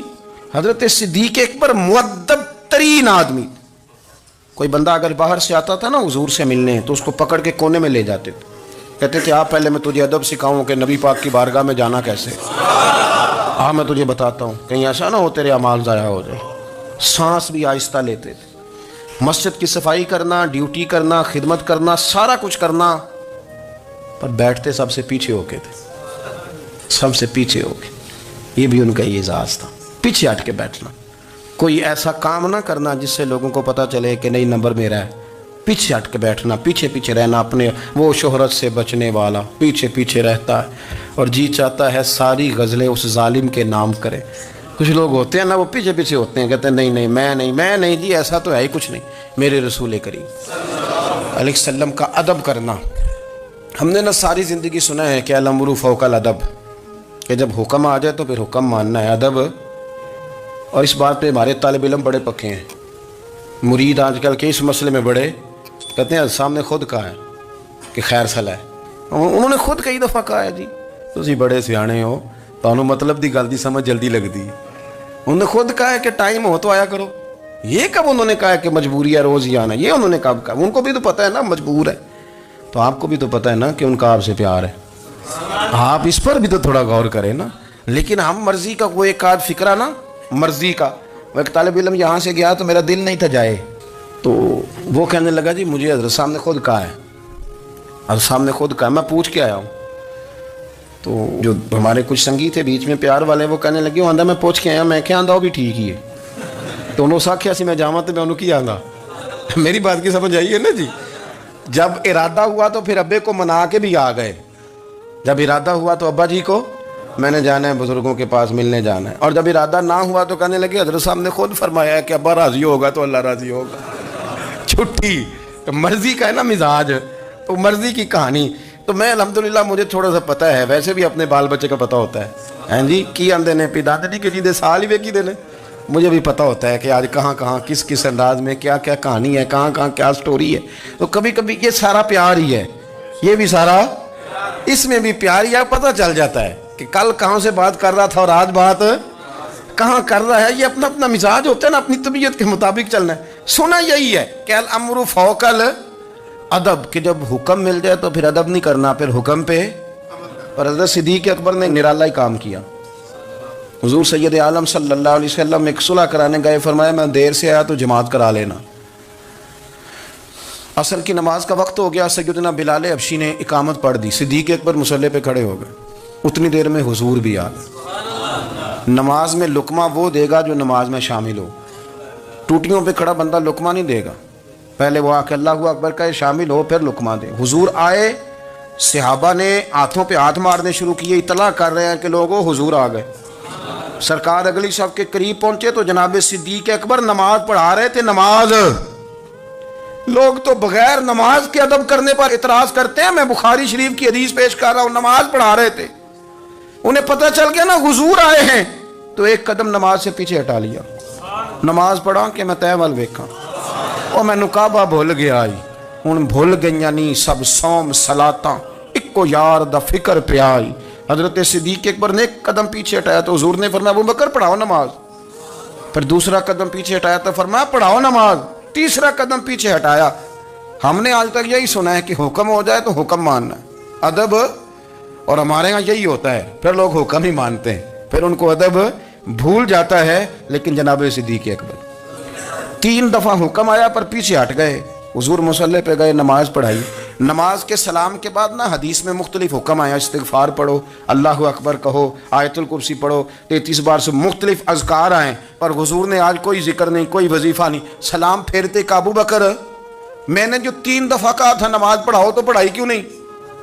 ایک دفعہ نہیں 3. کبھی کبھی ہم بھی ناراض نہیں ہو جاتے، وہ تینوں 100 بار ہی آکھے कहा 3 दफा जो कहा था नमाज पढ़ाओ तो फिर पढ़ाई। तो हजरत सिद्दीक अकबर रो पड़े, हाथ दोनों बांध दिए, घुटने जमीन पे रख दिए, अर्ज करने लगे क्या जुमला है, क्या तरतीब है। अर्ज करने लगे या रसूल अल्लाह, अबू कहाफा के बेटे की इतनी भी जरूरत नहीं कि मदीने वाले रसूल को नमाज पढ़ाए, मैं इतना भी जरूरतमंद नहीं हो गया हुजूर, मैं कैसे आपके आगे खड़ा रहता और आप मेरी, यानी ऐन नमाज की हालत में, ऐन हालत नमाज में भी अदब, नमाज पढ़ा के मैं तैं वाल देखा। उनका बाप भुल गया, मैनू भुल गई नहीं सब सौम सलाता, इको यार दा फिक्र पे आई। दोस्तों, हजरत अबू बकर सिद्दीक रदी अल्लाह तआला अन्हु का इश्क, उनका प्रेम, उनका प्यार, उनकी बातें, एक दिन ना हुजूर के विसाल के बाद अचानक ना इस तरफ जा रहे हैं, खासे मस्जिद से दूर चले गए। तो हजरत उमर थोड़ा तबीयत को जानते थे, जनाब उमर पीछे दौड़े, कहने लगे किधर जा रहे हो? चुप कर गए। क्या हुआ, किधर जा रहे थे? अबू बकर सियाने बंदे हो, अमीरुल मोमिनीन हो, कहाँ जा रहे? तो रो पड़े, कहने लगे एक दफ़ा ना हुजूर सफ़र पे गए हुए थे तो इस तरफ से वापस आ गए थे, तो मुझे ख्याल आया शायद इस तरफ से आ न रहे हों। हज़रत उमर रो पड़े, कहने लगे अबू बकर अब तो हुजूर ने पर्दा कर लिया, जिन्हां दे दिल पर जानी विछड़, कौन रोवे फिर थोड़ा, सब रोगां दा रोग मुहम्मद जिस दा नाम विछड़। आप सारी सीरत की किताब में पढ़ लेंगे तो अबू बकर सिद्दीक का विसाल किस बीमारी से हुआ। लोगों ने कौल किए हैं कि वो सांप का जहर आ जाता था, फलां चीज़ थी, लेकिन को बंदा वजह तलाश कर सका, क्या वजह थी विसाल हो गया, क्या बीमारी थी, क्या तकलीफ थी। बाकी वजूहात आपको मिलेंगी। हज़रत उस्मान गनी शहीद हो गए, हज़रत उमर शहीद हो गए, मौला अली, अबू बकर सिद्दीक चले गए 63 साल की उम्र, वजह कोई नहीं बताएगा। जब शदीद बीमार हुए तो हज़रत उमर फ़ारूक ने एक तबीब बुलाया, वो बड़ा सियाना था, उसने सारा चेक किया तो नबाज था, कहने लगा यार कोई बीमारी तो समझ में नहीं आती। तो हज़रत उमर थोड़ा सा जलाल में, यराना था ना, जलाल में कहने लगे अबू बकर मसला क्या है, दिन ब दिन कमज़ोर होते जा रहे, नमाज पढ़ाने खड़े होते तो टांगे कांपती हैं, मसला बताएं क्या है। तबीब इतना बड़ा है, ये तो बंदा का चेहरा देख के बीमारी बता देता है, और ये कह रहा है कोई बीमारी नहीं। तो हज़रत सिद्दीक़ अकबर खामोश हैं। फिर हज़रत उमर कहने लगे आप, हम सारे आपकी वजह से चलते हैं, लोग सारे परेशान हैं, आप हुजूर के जानशीन बताते क्यों नहीं। जब तीसरी दफ़ा कहा तो हज़रत सिद्दीक़ अकबर कहने लगे उमर ज़्यादा बातें न कर, तुझे पता नहीं मुझे क्या बीमारी है? नहीं पता तो मैं बताऊं? नहीं पता तुझे, बोल। तो जनाब उमर रो पड़े, कहने लगे अबू बकर मुझे पता है, आपका दीदार के बगैर काम नहीं चलता, वक्त ना लंबा हो गया, चिर हो गया, मैनू तरले लेंदे आ, कदी मोड़ मेरे वल वागा, ख्वाब मेरी विच एक वार दिया में मैं सारी उम्र ना जागा। मुझे पता है आपके मर्ज का, पर अबू बकर उम्मत को ज़रूरत भी तो है ना। तो हज़रत सिद्दीक़ अकबर कहने लगे बस हो गई है, अब मेरी वसीयत याद रखना, जब मैं दुनिया से जाऊं तो उठा के मेरा जनाजा कब्र रसूल पे ले जाना, और पहले पूछ लेना कि अबू बकर हाजिर है, इजाज़त हो तो मुझे दफन कर देना, वरना जन्नतुल बकी में। तो लोग कहते हैं अभी जनाजा ही रखा ही था कि दरवाज़ा अंदर से खुद ब खुद खुल गया और आवाज़ आई अब देर ना करो, महबूब को महबूब के साथ मिला दो। बुखारी शरीफ में हदीस है, काज़ी अय्याज़ मालिकी रहमतुल्लाह अलैह ने बड़ी तफसील से लिखी है, रावी हज़रत अनस बिन मालिक हैं। एक बंदा बड़ी दूर से आया नबी पाक सल्लल्लाहु अलैहि वसल्लम की ज़ियारत के लिए, बड़ी दूर से। अरब के जो सरदार होते थे उनके बड़े नाज नखरे होते थे, वो खैर आज भी हैं, प्रोटोकॉल का माहौल आज भी, यानी वजीर साहब के आगे 2-4 गाड़ियां ना हों तो उनको मज़ा ही नहीं आता, पुलिस वाले आगे पीछे भागें तो, हालांकि उनको नहीं पता कि जो पुलिस वाले आगे पीछे भाग रहे हैं ना, ये हुकूमत बदली तो गिरफ्तार करने भी इन्होंने ही आना है, लेकिन वो बड़ा मज़ा आता है जब लोग गाड़ी के पीछे भागते हैं। क्या बात है जनाब, बड़ी बात। और हमारी तबीयतों में पता नहीं कौन सी, तो नबी पाक सल्लल्लाहु अलैहि वसल्लम की खिदमत में वो शख्स बड़ी दूर से आया। तो अरब के बादशाहों का मिजाज था, प्रोटोकॉल बड़ा चाहते थे, उनका तो ये तरीका था कि हुक्मरानी करनी है जैसे भी हो। अगर किसी गुलाम ने धूप में बंधा रह गया, ऊंट और छांव में नहीं बांधा तो दुर्रे मारते थे, और अगर उसने खोल के बांध दिया तो फिर भी मारते थे, कहते थे इतना सियाना हो गया तो उन्हें पूछा ही नहीं, खुद ब खुद ही बांध दिया। वो शख्स हुजूर की बारगाह में आया और बहुत सारे लोगों के पास, क्योंकि वो जाता था अपने सरबराह का पैगाम लेकर, तो वो कांप रहा है जब हुजूर की बारगाह में गया, डर रहा है। अब जरा बात को समझना, नबी पाक सल्लल्लाहु अलैहि वसल्लम ने उससे फरमाया क्यों डरते हो, सादा आदमी है, देहाती है, बद्दू है। अल्लाह के रसूल ने थप की दी, क्यों डरते हो? तो कहते हुजूर मुझे आदाब नहीं आते, اور مجھے ڈر آتا ہے کوئی بات اگر ایسی ہو گئی آپ مدینے کی حکومت کے سربراہ ہیں تو کہیں آپ ناراض نہ ہو جائیں۔ حضرت انس بن مالک فرماتے ہیں بات کہاں کی تھی، پہنچ کہاں گئی؟ جب اس نے یہ کہا نا کہ آپ تو حکومت کے سربراہ ہیں، کہیں کوئی غلطی نہ مجھ سے ہو جائے، تو نبی پاک کی آنکھوں میں آنسو آ گئے، حضور رونے لگے اور نبی پاک صلی اللہ علیہ وسلم فرمانے لگے نہ بھائی تو کسی حکومت کے سربراہ کے پاس نہیں آیا، نہ تو اس بیٹے کے پاس آیا ہے جس کی ماں گوشت کے خشک ٹکڑے کھا کے بھی گزارا کر لے گی۔ میں تو ایک غریب ماں کا بیٹا ہوں۔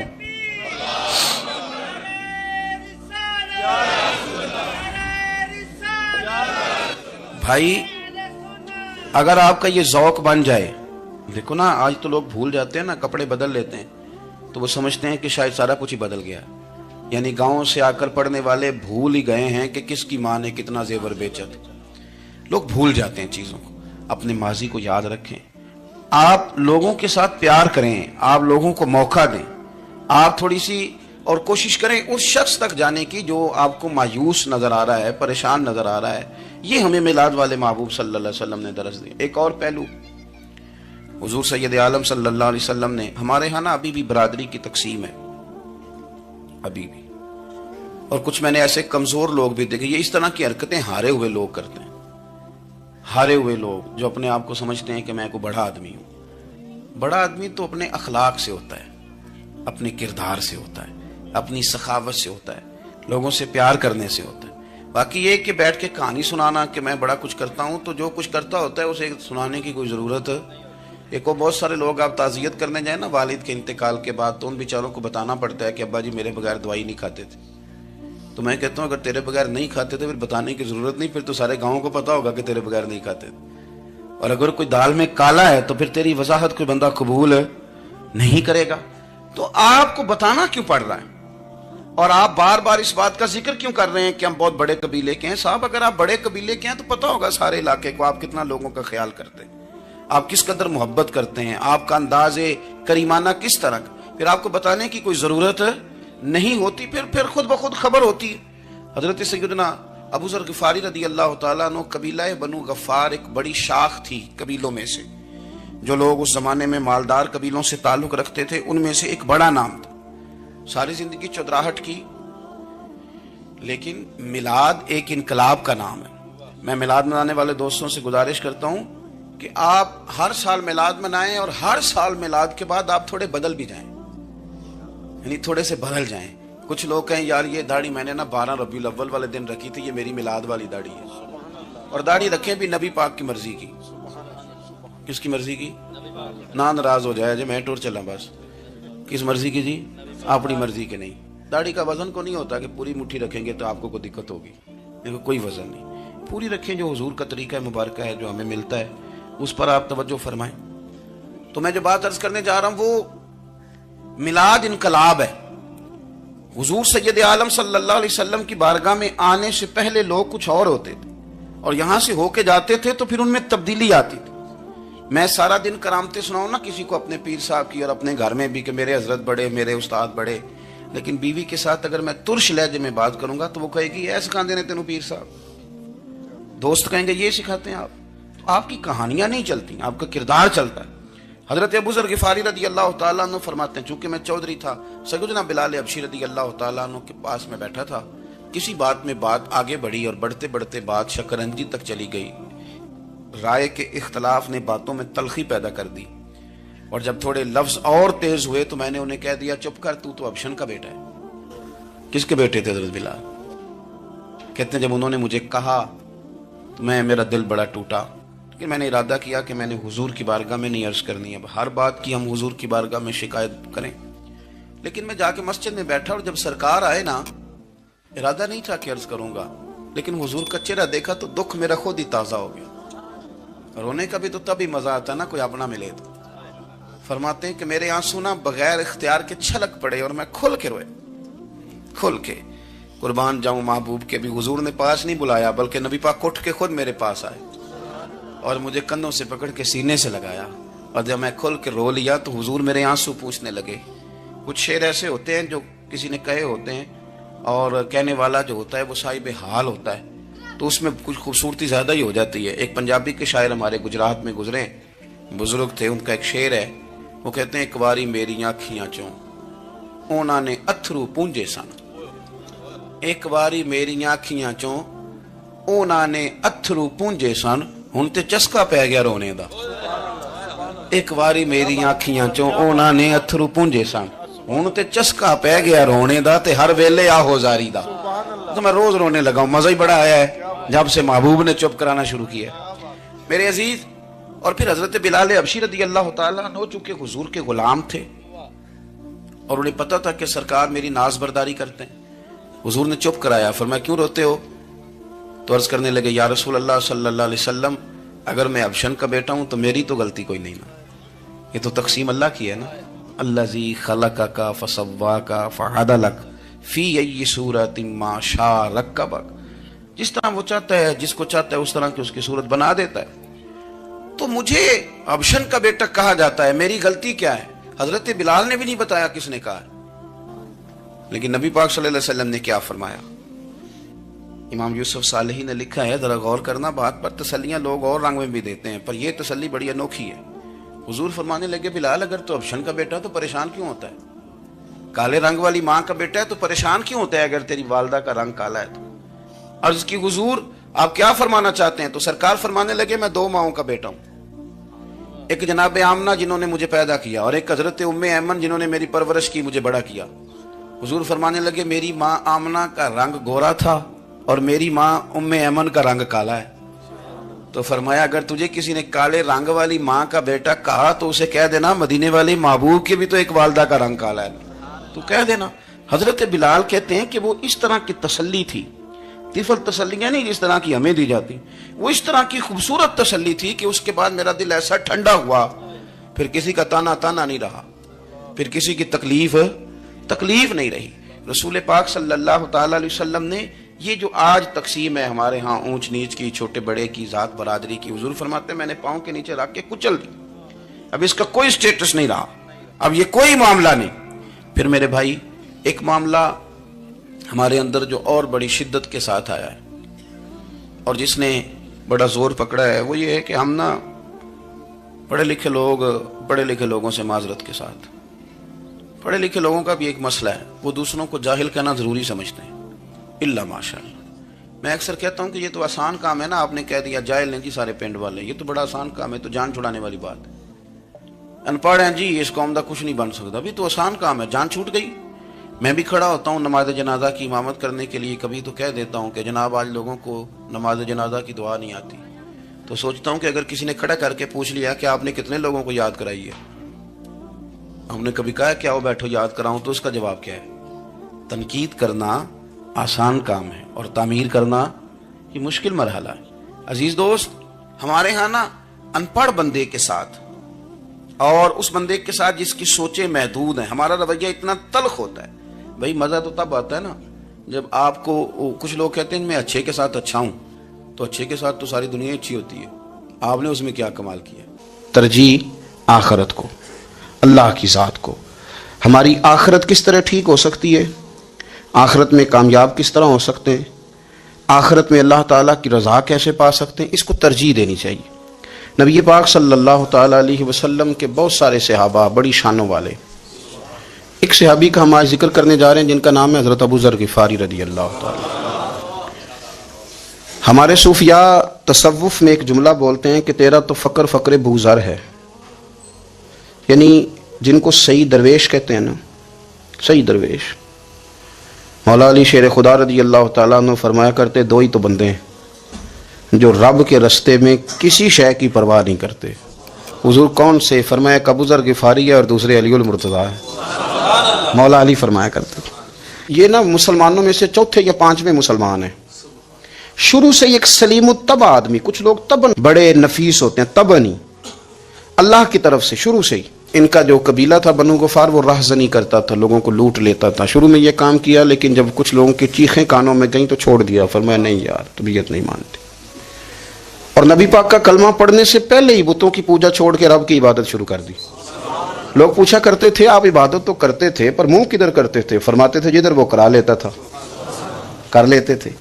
کسی نے انہیں بتایا کہ مکے میں ایک شخص ہیں جنہوں نے اعلان نبوت کیا ہے, آپ کی طرح کی باتیں کرتے ہیں, انہوں نے اپنے بھائی کو بھیجا, ان کا نام انیس تھا, پتہ کر کے واپس آئے. بھائی کہنے لگے ابو ذر, ان کا نام جندب ہے اصل میں, زر ان کے بیٹے کا نام ہے اور کنیت سے زیادہ معروف ہیں, ابو ذر غفاری کہلاتے ہیں. فرماتے ہیں کہ بھائی نے آ کے بتایا کہ وہ نیکی کا حکم دیتے ہیں, برے کاموں سے منع کرتے ہیں, صلہ رحمی کا پیغام دیتے ہیں, لیکن لوگ سارے مخالف ہیں. یہ چیز بھی بڑی کاؤنٹ ہوتی ہے, اسے نہ کاؤنٹ کیا کریں. لوگوں کی ترجیحات بدلتی ہیں, صبح کچھ, دوپہر کچھ, شام کچھ, اسے نہ کاؤنٹ کریں. انہوں نے اس بات کو کاؤنٹ کر کے بتایا کہ لوگ ان کے جو ہیں نا وہ مخالف ہیں سارے. تو حضرت ابو ذر غفاری کہنے لگے مجھے تسلی نہیں ہوئی, میں خود جا کے پتہ کروں گا.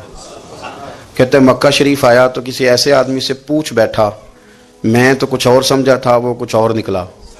مکے والوں نے بڑا مارا. مکے پہنچ کے پہلی جو چیز ملی وہ مار کھانے کی تھی.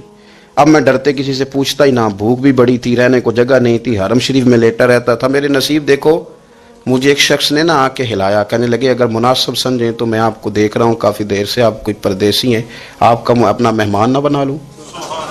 تو میں نے کہا آپ کا کیا نام ہے؟ کہنے لگے میرا نام ہے علی ابن ابی طالب. کہتے ہیں مولا کائنات گھر لے گئے, کھانا بھی کھلایا, جگہ بھی دی, سونے کو خدمت بھی کی, لیکن چونکہ میں تو پہلے ایک سے پوچھ کے مار کھا بیٹھا تھا, میں نے پوچھا نہیں میں کدھر آیا ہوں. رات رہے, اگلی رات بھی رہے, لیکن میں نے بتایا نہیں میں کس کام آیا ہوں. حضرت ابو ذر غفاری رضی اللہ تعالیٰ عنہ کہتے ہیں خود ہی مولا علی نے پوچھا بتا سکتے ہو کیسے آئے ہو؟ میں نے کہا رات رکھ لو گے. فرمایا بڑا کشادہ سینہ دیا رب نے مجھے, تو بات تو کہنے لگے یار میں تو محمد مصطفیٰ کی زیارت کرنے آیا صلی اللہ تعالی علیہ وسلم. یہ بے نیاز لوگوں میں سے ہیں حضرت سیدنا ابو ذر غفاری. میں حضور کی زیارت کے لیے, حضرت علی کہنے لگے سویرے لے چلوں گا. انسان بزدل نہیں ہوتا, ہر انسان بزدل نہیں ہوتا, اور بلا وجہ ٹکراؤ کی پالیسی بنا لینا یہ بھی سیانے لوگوں کا کام نہیں. حکمت کے تقاضوں کے مطابق چلنا یہ بھی دلیر لوگوں کا ہی کام ہوتا ہے. حضرت مولا علی کہنے لگے صبح لے کے چلوں گا, پر حالات ٹھیک نہیں. شرارتی لوگ ہر جگہ ہوتے ہیں, اگر کوئی شرارتیوں کا ٹولہ ملا نا جو کھڑا ہوگا جاسوسی کرنے کے لیے کہ حضور کی طرف کون کون جا رہا ہے, تو میں نیچے جھکوں گا جوتے کا تسمہ ٹھیک کرنے کے لیے.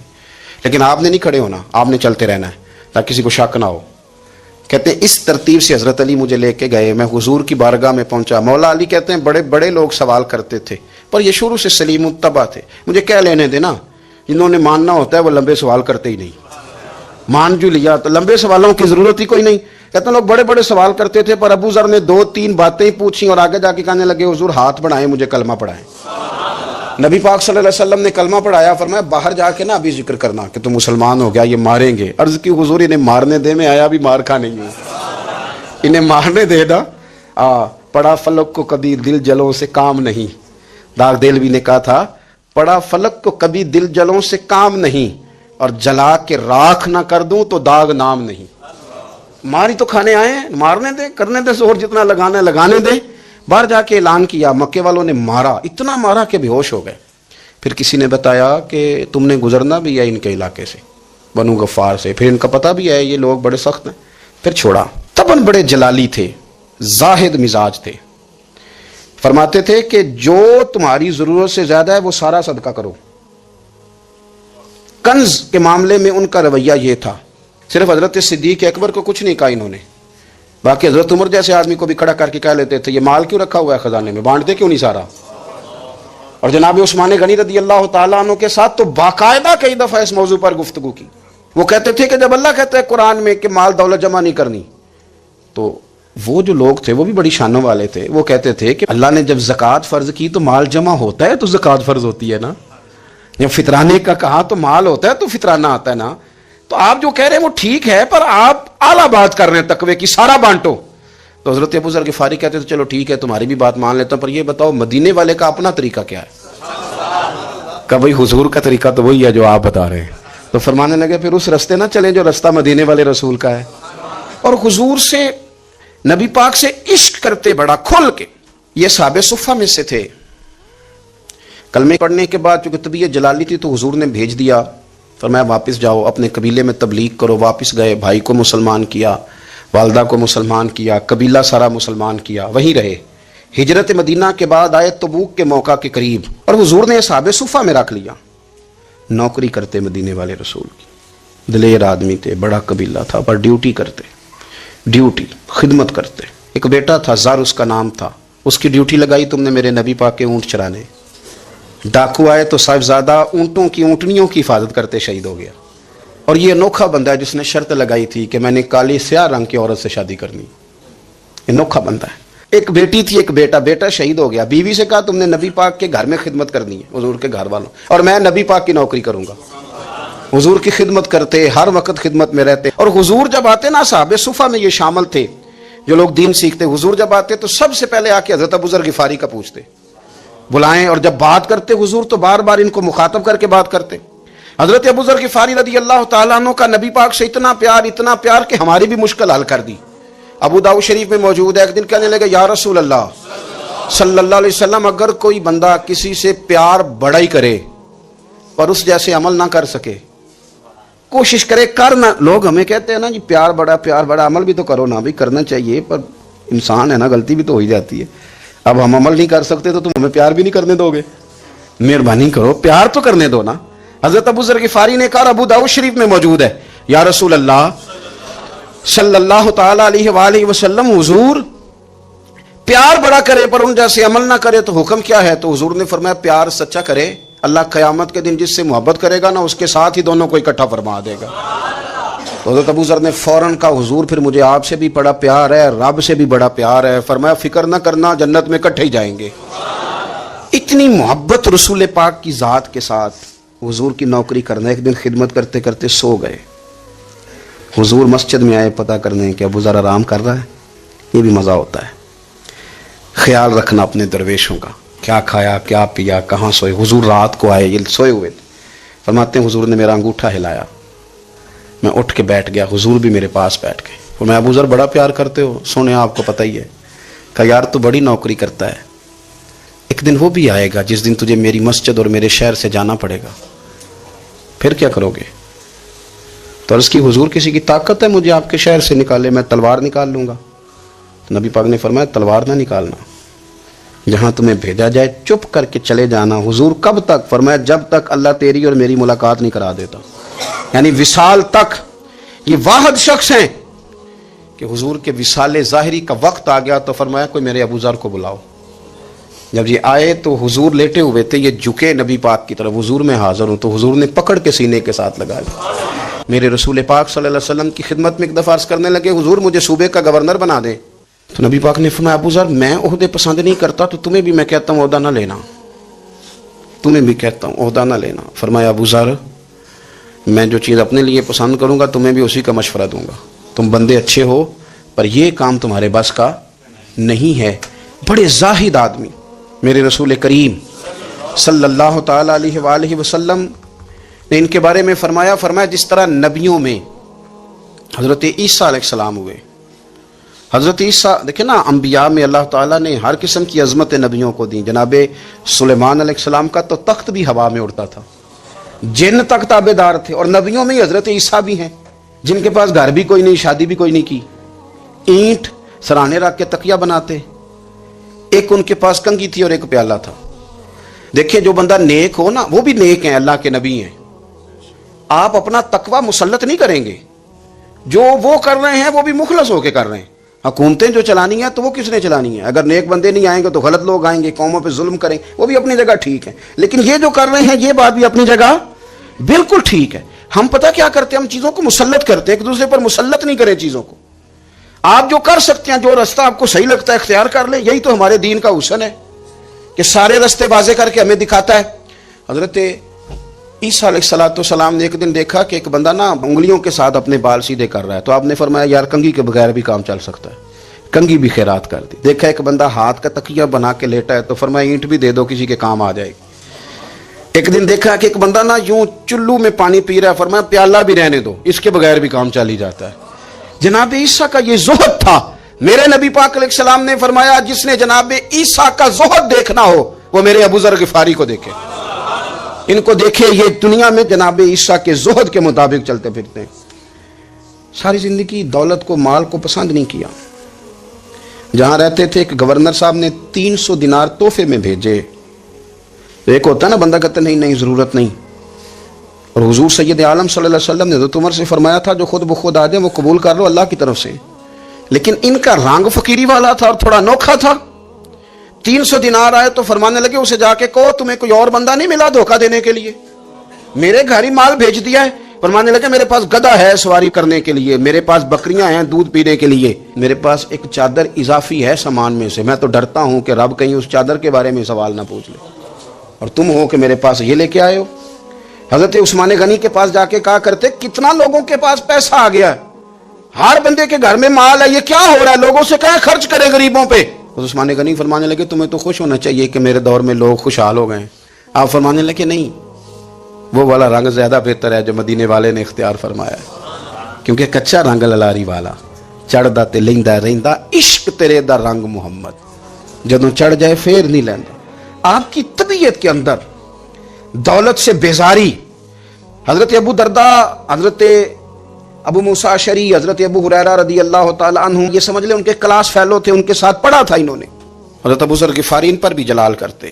آپ یقین کریں کہ طبیعت نا ایسے کیف میں آ گئی ان کو پڑھ کے. ان کو پڑھا جب کچھ دنوں سے تو کچھ انوکھا, یہ انوکھی وجہ ہے, سارے زمانے سے نرالے ہیں.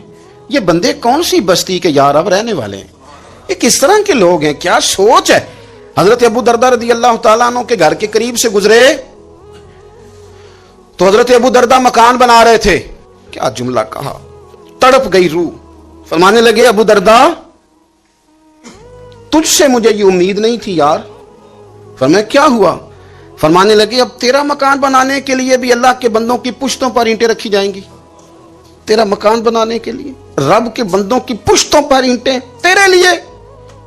حضرت ابو درداء نے گردن جھکا لی. فرمایا یار جہاں تو ہے نا تو بالکل ہی ٹھیک کہتا ہے.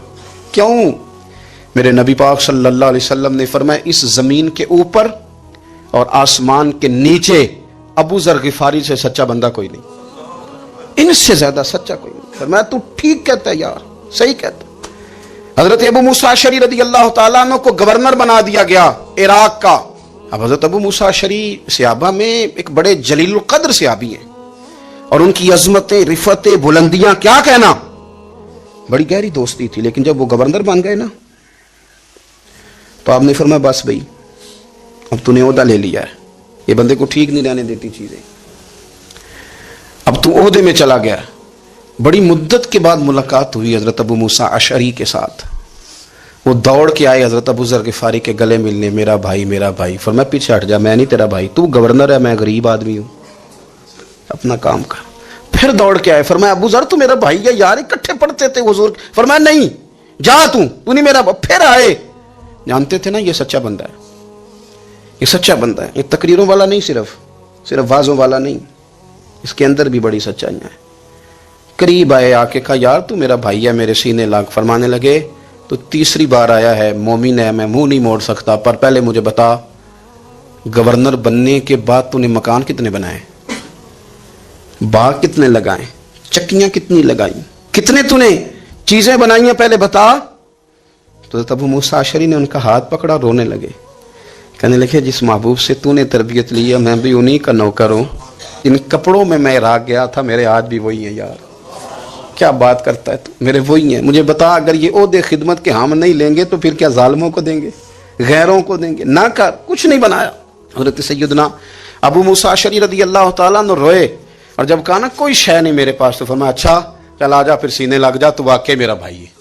پھر حضرت ابو ذر غفاری نے محبت فرمائی. وہ درویشی, وہ فقیری, وہ سادگی, وہ نورانیت, وہ دل کے ساتھ اندر. ہمارے تو بہت سارے لوگ ہیں جو کہتے ہو کہاں لے جانا ہے مال, کیا ضرورت ہے مال کی, ہر وقت مال کی مخالفت کرتے ہیں, لیکن دل ان کا کہتا ہے کہ آئے صحیح, کسی طریقے سے پہنچے صحیح. حضور نے فرمایا بعض لوگوں کی زبانیں شہد سے زیادہ میٹھی, دل بھیڑیے سے زیادہ خطرناک. اوپر سے کہہ کچھ رہے ہیں, اندر حالات کچھ اور ہیں.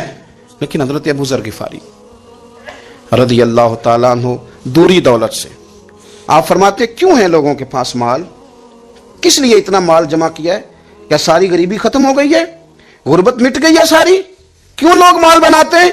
ایک اور آپ کی کلاس فیلو تھے جو بصرے کے گورنر بنے, عبداللہ بن عامر رضی اللہ تعالیٰ. ایک صاحب سے ملاقات ہوئی, جناب نافع تائی ان کا نام تھا. تو ابو ذر غفاری سے وہ بڑے شوق سے ملنے آئے, حضور کے صحابی سمجھ کر کے. فرمایا کہاں کے رہنے والے ہو؟ کہا میں تو बसरे का रहने वाला हूँ। फरमाया वहाँ मेरे एक क्लास फेलो हैं अब्दुल्ला बिन आमिर का, वो तो आजकल गवर्नर हैं। फरमाया मेरा एक पैगाम दे दोगे उसको जाके?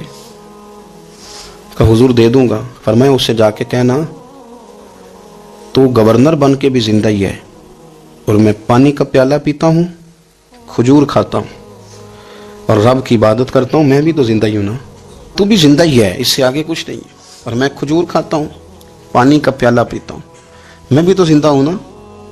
अल्लाह अकबर। नाफे ताई कहते हैं इस पैगाम की समझ नहीं आई, लेकिन मैं लेके गया। अब्दुल्ला बिन आमिर से मेरी मुलाकात हुई तो मैंने कहा जी एक पैगाम देना है, तो उन्होंने कुछ तवज्जो नहीं की। जब मैंने बताया ना कि हज़रत अबू ज़र ग़िफ़ारी का पैगाम है, तो उन दोनों आंखें खोल दी, कहने लगे जल्दी बताओ उन्होंने क्या कहा है। फ़क्र और दरवेशी के रास्ते पे चलने वालों के इमाम सैयदना अबू ज़र ग़िफ़ारी ने क्या कहा है? तो कहते ना मुझे पास बिठा लिया, शफ़क़त फरमाई, कहने लगे अब बताओ उन्होंने क्या कहा है। तो अर्ज़ करने लगे उन्होंने कहा है कि तू गवर्नर है, तू भी ज़िंदा है, और मैं खजूर खाता हूँ, पानी पीता हूँ, रब को याद करता हूँ, मैं भी तो ज़िंदा ही हूँ ना। कहने लगे एक दफ़ा फिर कह। कहा उन्होंने कहा था कि मैं खजूर खाता हूँ, पानी पीता हूँ, इबादत करता हूँ, मैं भी तो जिंदा। कहा एक दफ़ा फिर कह। कहते हैं तीसरी दफ़ा कहा तो वो इतना रोए कि उन्होंने चादर में मुंह छुपा लिया।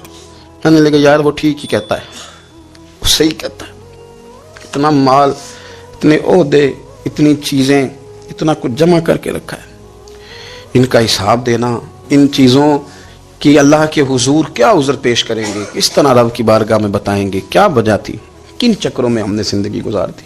सैयदना अबू ज़र ग़िफ़ारी रज़ी अल्लाह तआला अन्हु ने अपनी हयात मुबारक सारी की सारी फरमाते थे कि हम नहीं अमल करेंगे तो कौन करेगा। वो ख़ास सादगी, वो ख़ास। और पता मेरे नबी पाक ने क्या फरमाया? फरमाया मुझे मेरे रब ने हुक्म दिया है कि मैं 4 लोगों से प्यार करूँ। अल्लाह अकबर। काश कभी आप इस हदीस के जुमलों को समझें। और यार अल्लाह ने हुक्म दिया है महबूब प्यार करे। हुजूर किससे? तो पहले 3 मरतबा नबी पाक ने एक ही शख्स का नाम लिया, फरमाया अली से, अली से, अली से, फिर फरमाया अबू ज़र ग़िफ़ारी से, फिर फरमाया जनाब मिक़दाद से, फिर फरमाया सलमान फ़ारसी से। रब ने मुझे कहा इनसे प्यार करो। हज़रत अबू ज़र ग़िफ़ारी तबूक के मौके पर ना ऊँट पे बैठे थे, पीछे रह गए। ऊँट पर बैठे थे तो पीछे रह गए। ऊँट सुस्त था, थक गया, चल नहीं रहा था। हज़रत अबू ज़र ग़िफ़ारी रज़ी अल्लाह ताला अन्हु पहले तो उसे ले गए ये गांव में कि ऊँट बीमार हो गया, उसका इलाज कराया, लेकिन जब वो ठीक ना हो सका ना तो ऊँट वहीं छोड़ दिया। हुज़ूर सल्लल्लाहु अलैहि वसल्लम के पीछे ज़रूर पहुँचना है मैदान तबूक में। तो जो सामान था वो सारा पुश्त पे रखा और अकेले ही चल दिए, तने तनहा और पैदल। सामने से गर्द उड़ती हुई नज़र आई तो लोगों ने कहा हुज़ूर पता नहीं कौन आया है। फरमाया तुम्हें नहीं पता, मुझे तो पता है ना, अबू ज़र ग़िफ़ारी आया है। अबू ज़र ग़िफ़ारी आए। फिर हुज़ूर ने फरमाया यमशी वाहिदा व यमूत वाहिदा व युबास वाहिदा। फरमाया ये तन्हा चलते हैं, ये तन्हा ही दुनिया से जाएंगे, तन्हा ही उठाए जाएंगे, तन्हा तन्हा चलते हैं, तन्हा ही दुनिया से जाएंगे, इंतकाल तन्हा ही उठाए जाएंगे। जो बहुत ज़्यादा सख्ती करने लगे सहाबा पे, बहुत ज़्यादा। तो हज़रत उस्मान गनी रज़ी अल्लाह ताला अन्हु ने फरमाया कि आप अपने मिजाज के लिहाज से तो दुरुस्त हैं, पर जो चीज़ आप तारी करना चाहते हैं जब शरीयत गुंजाइश देती है तो आप क्यों इतनी सख्ती फरमाते हैं? तो फरमाने लगे ठीक है फिर मुझे रब्ज़ा जाने की इजाज़त दे दो। रब्ज़ा एक बस्ती थी, जंगल था, वहाँ कोई आता जाता नहीं था, असी किसे देखो जो नीचे लगते तो ना कुछ हड्डा दर्दी। हुजूर ने कहा था ना यमशी वाहिदा,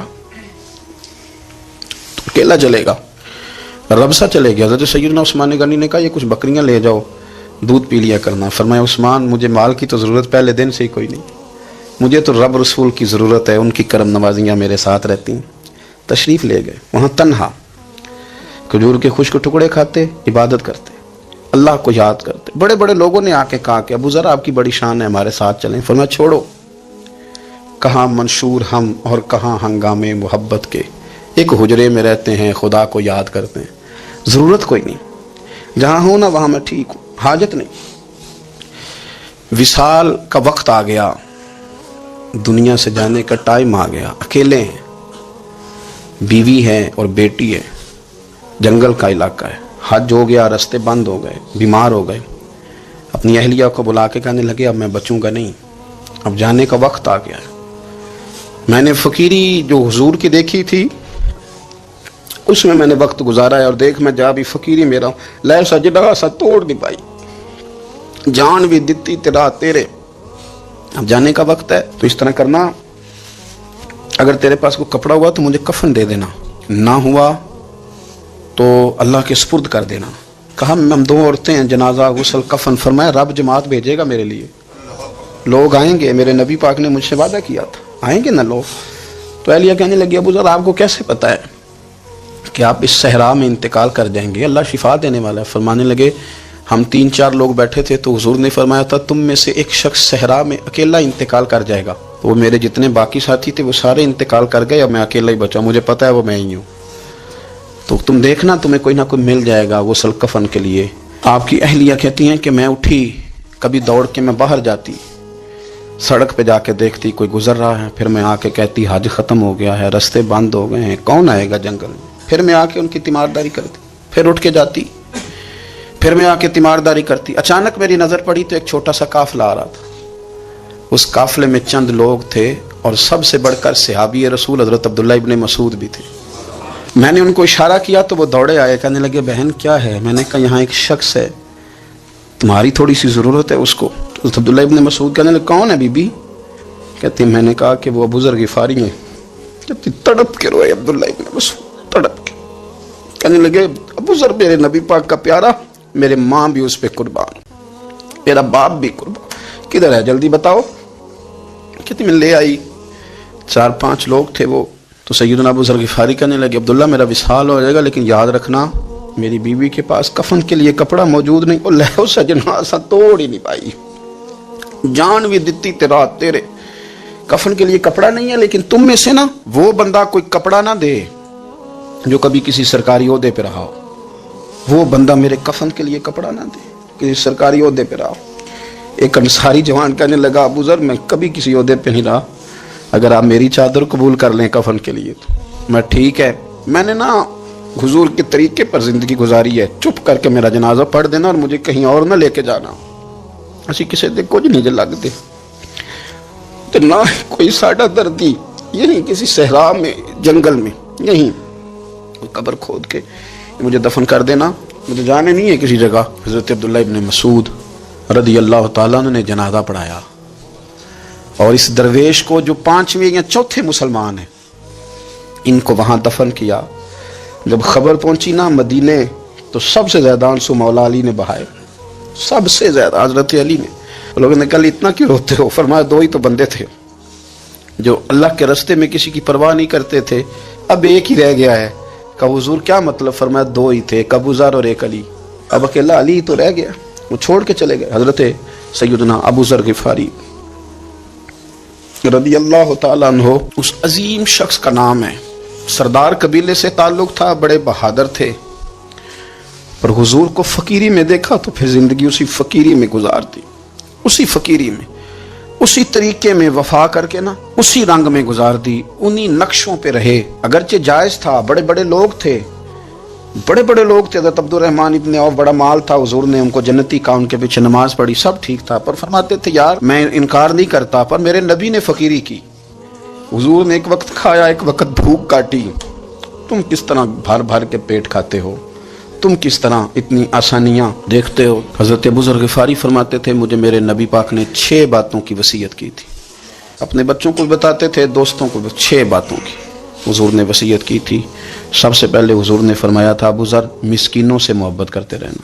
دوسرا نبی پاک صلی اللہ علیہ وسلم نے فرمایا تھا جب بھی دیکھنا نیچے والوں کو دیکھنا، اوپر والوں کو نہ دیکھنا، مالداروں جاگیرداروں پہ توجہ نہ کرنا، ذہن خراب ہوگا، نیچے دیکھنا، غریبوں کی طرف توجہ رکھنا. تیسرے نمبر پر نبی پاک صلی اللہ علیہ وسلم نے فرمایا تھا ہر حال میں حق بات کہنا اگرچہ وہ کڑوی ہو. چوتھے نمبر پہ میرے محبوب نے فرمایا تھا اللہ کے معاملے میں کسی کی پرواہ نہ کرنا، کوئی کیا کہتا ہے کہتا رہے، تم رب کے راستے پہ چلتے رہنا، ملامت کی پرواہ نہ کرنا. اور 5ویں نمبر پر میرے نبی پاک نے مجھ سے کہا تھا اگر رشتہ دار تجھ سے تعلق توڑیں بھی نہ تو جوڑ کے رکھنا، صلہ رحمی نہ چھوڑنا. میں نے شروع میں ایک بات کی تھی کہ اپنی خواہشات کو نا حضور کا غلام بنا دیں، سوچیں سمجھیں کہیں وہ لفظ جو مدینے والے رسول کو پسند ہیں، پھر دیکھنا مسلمان ہونے کا مزہ آئے گا. پھر ذائقہ نصیب ہوگا۔ اللہ ان کے درجات بلند فرمائے۔ آخر دعوانا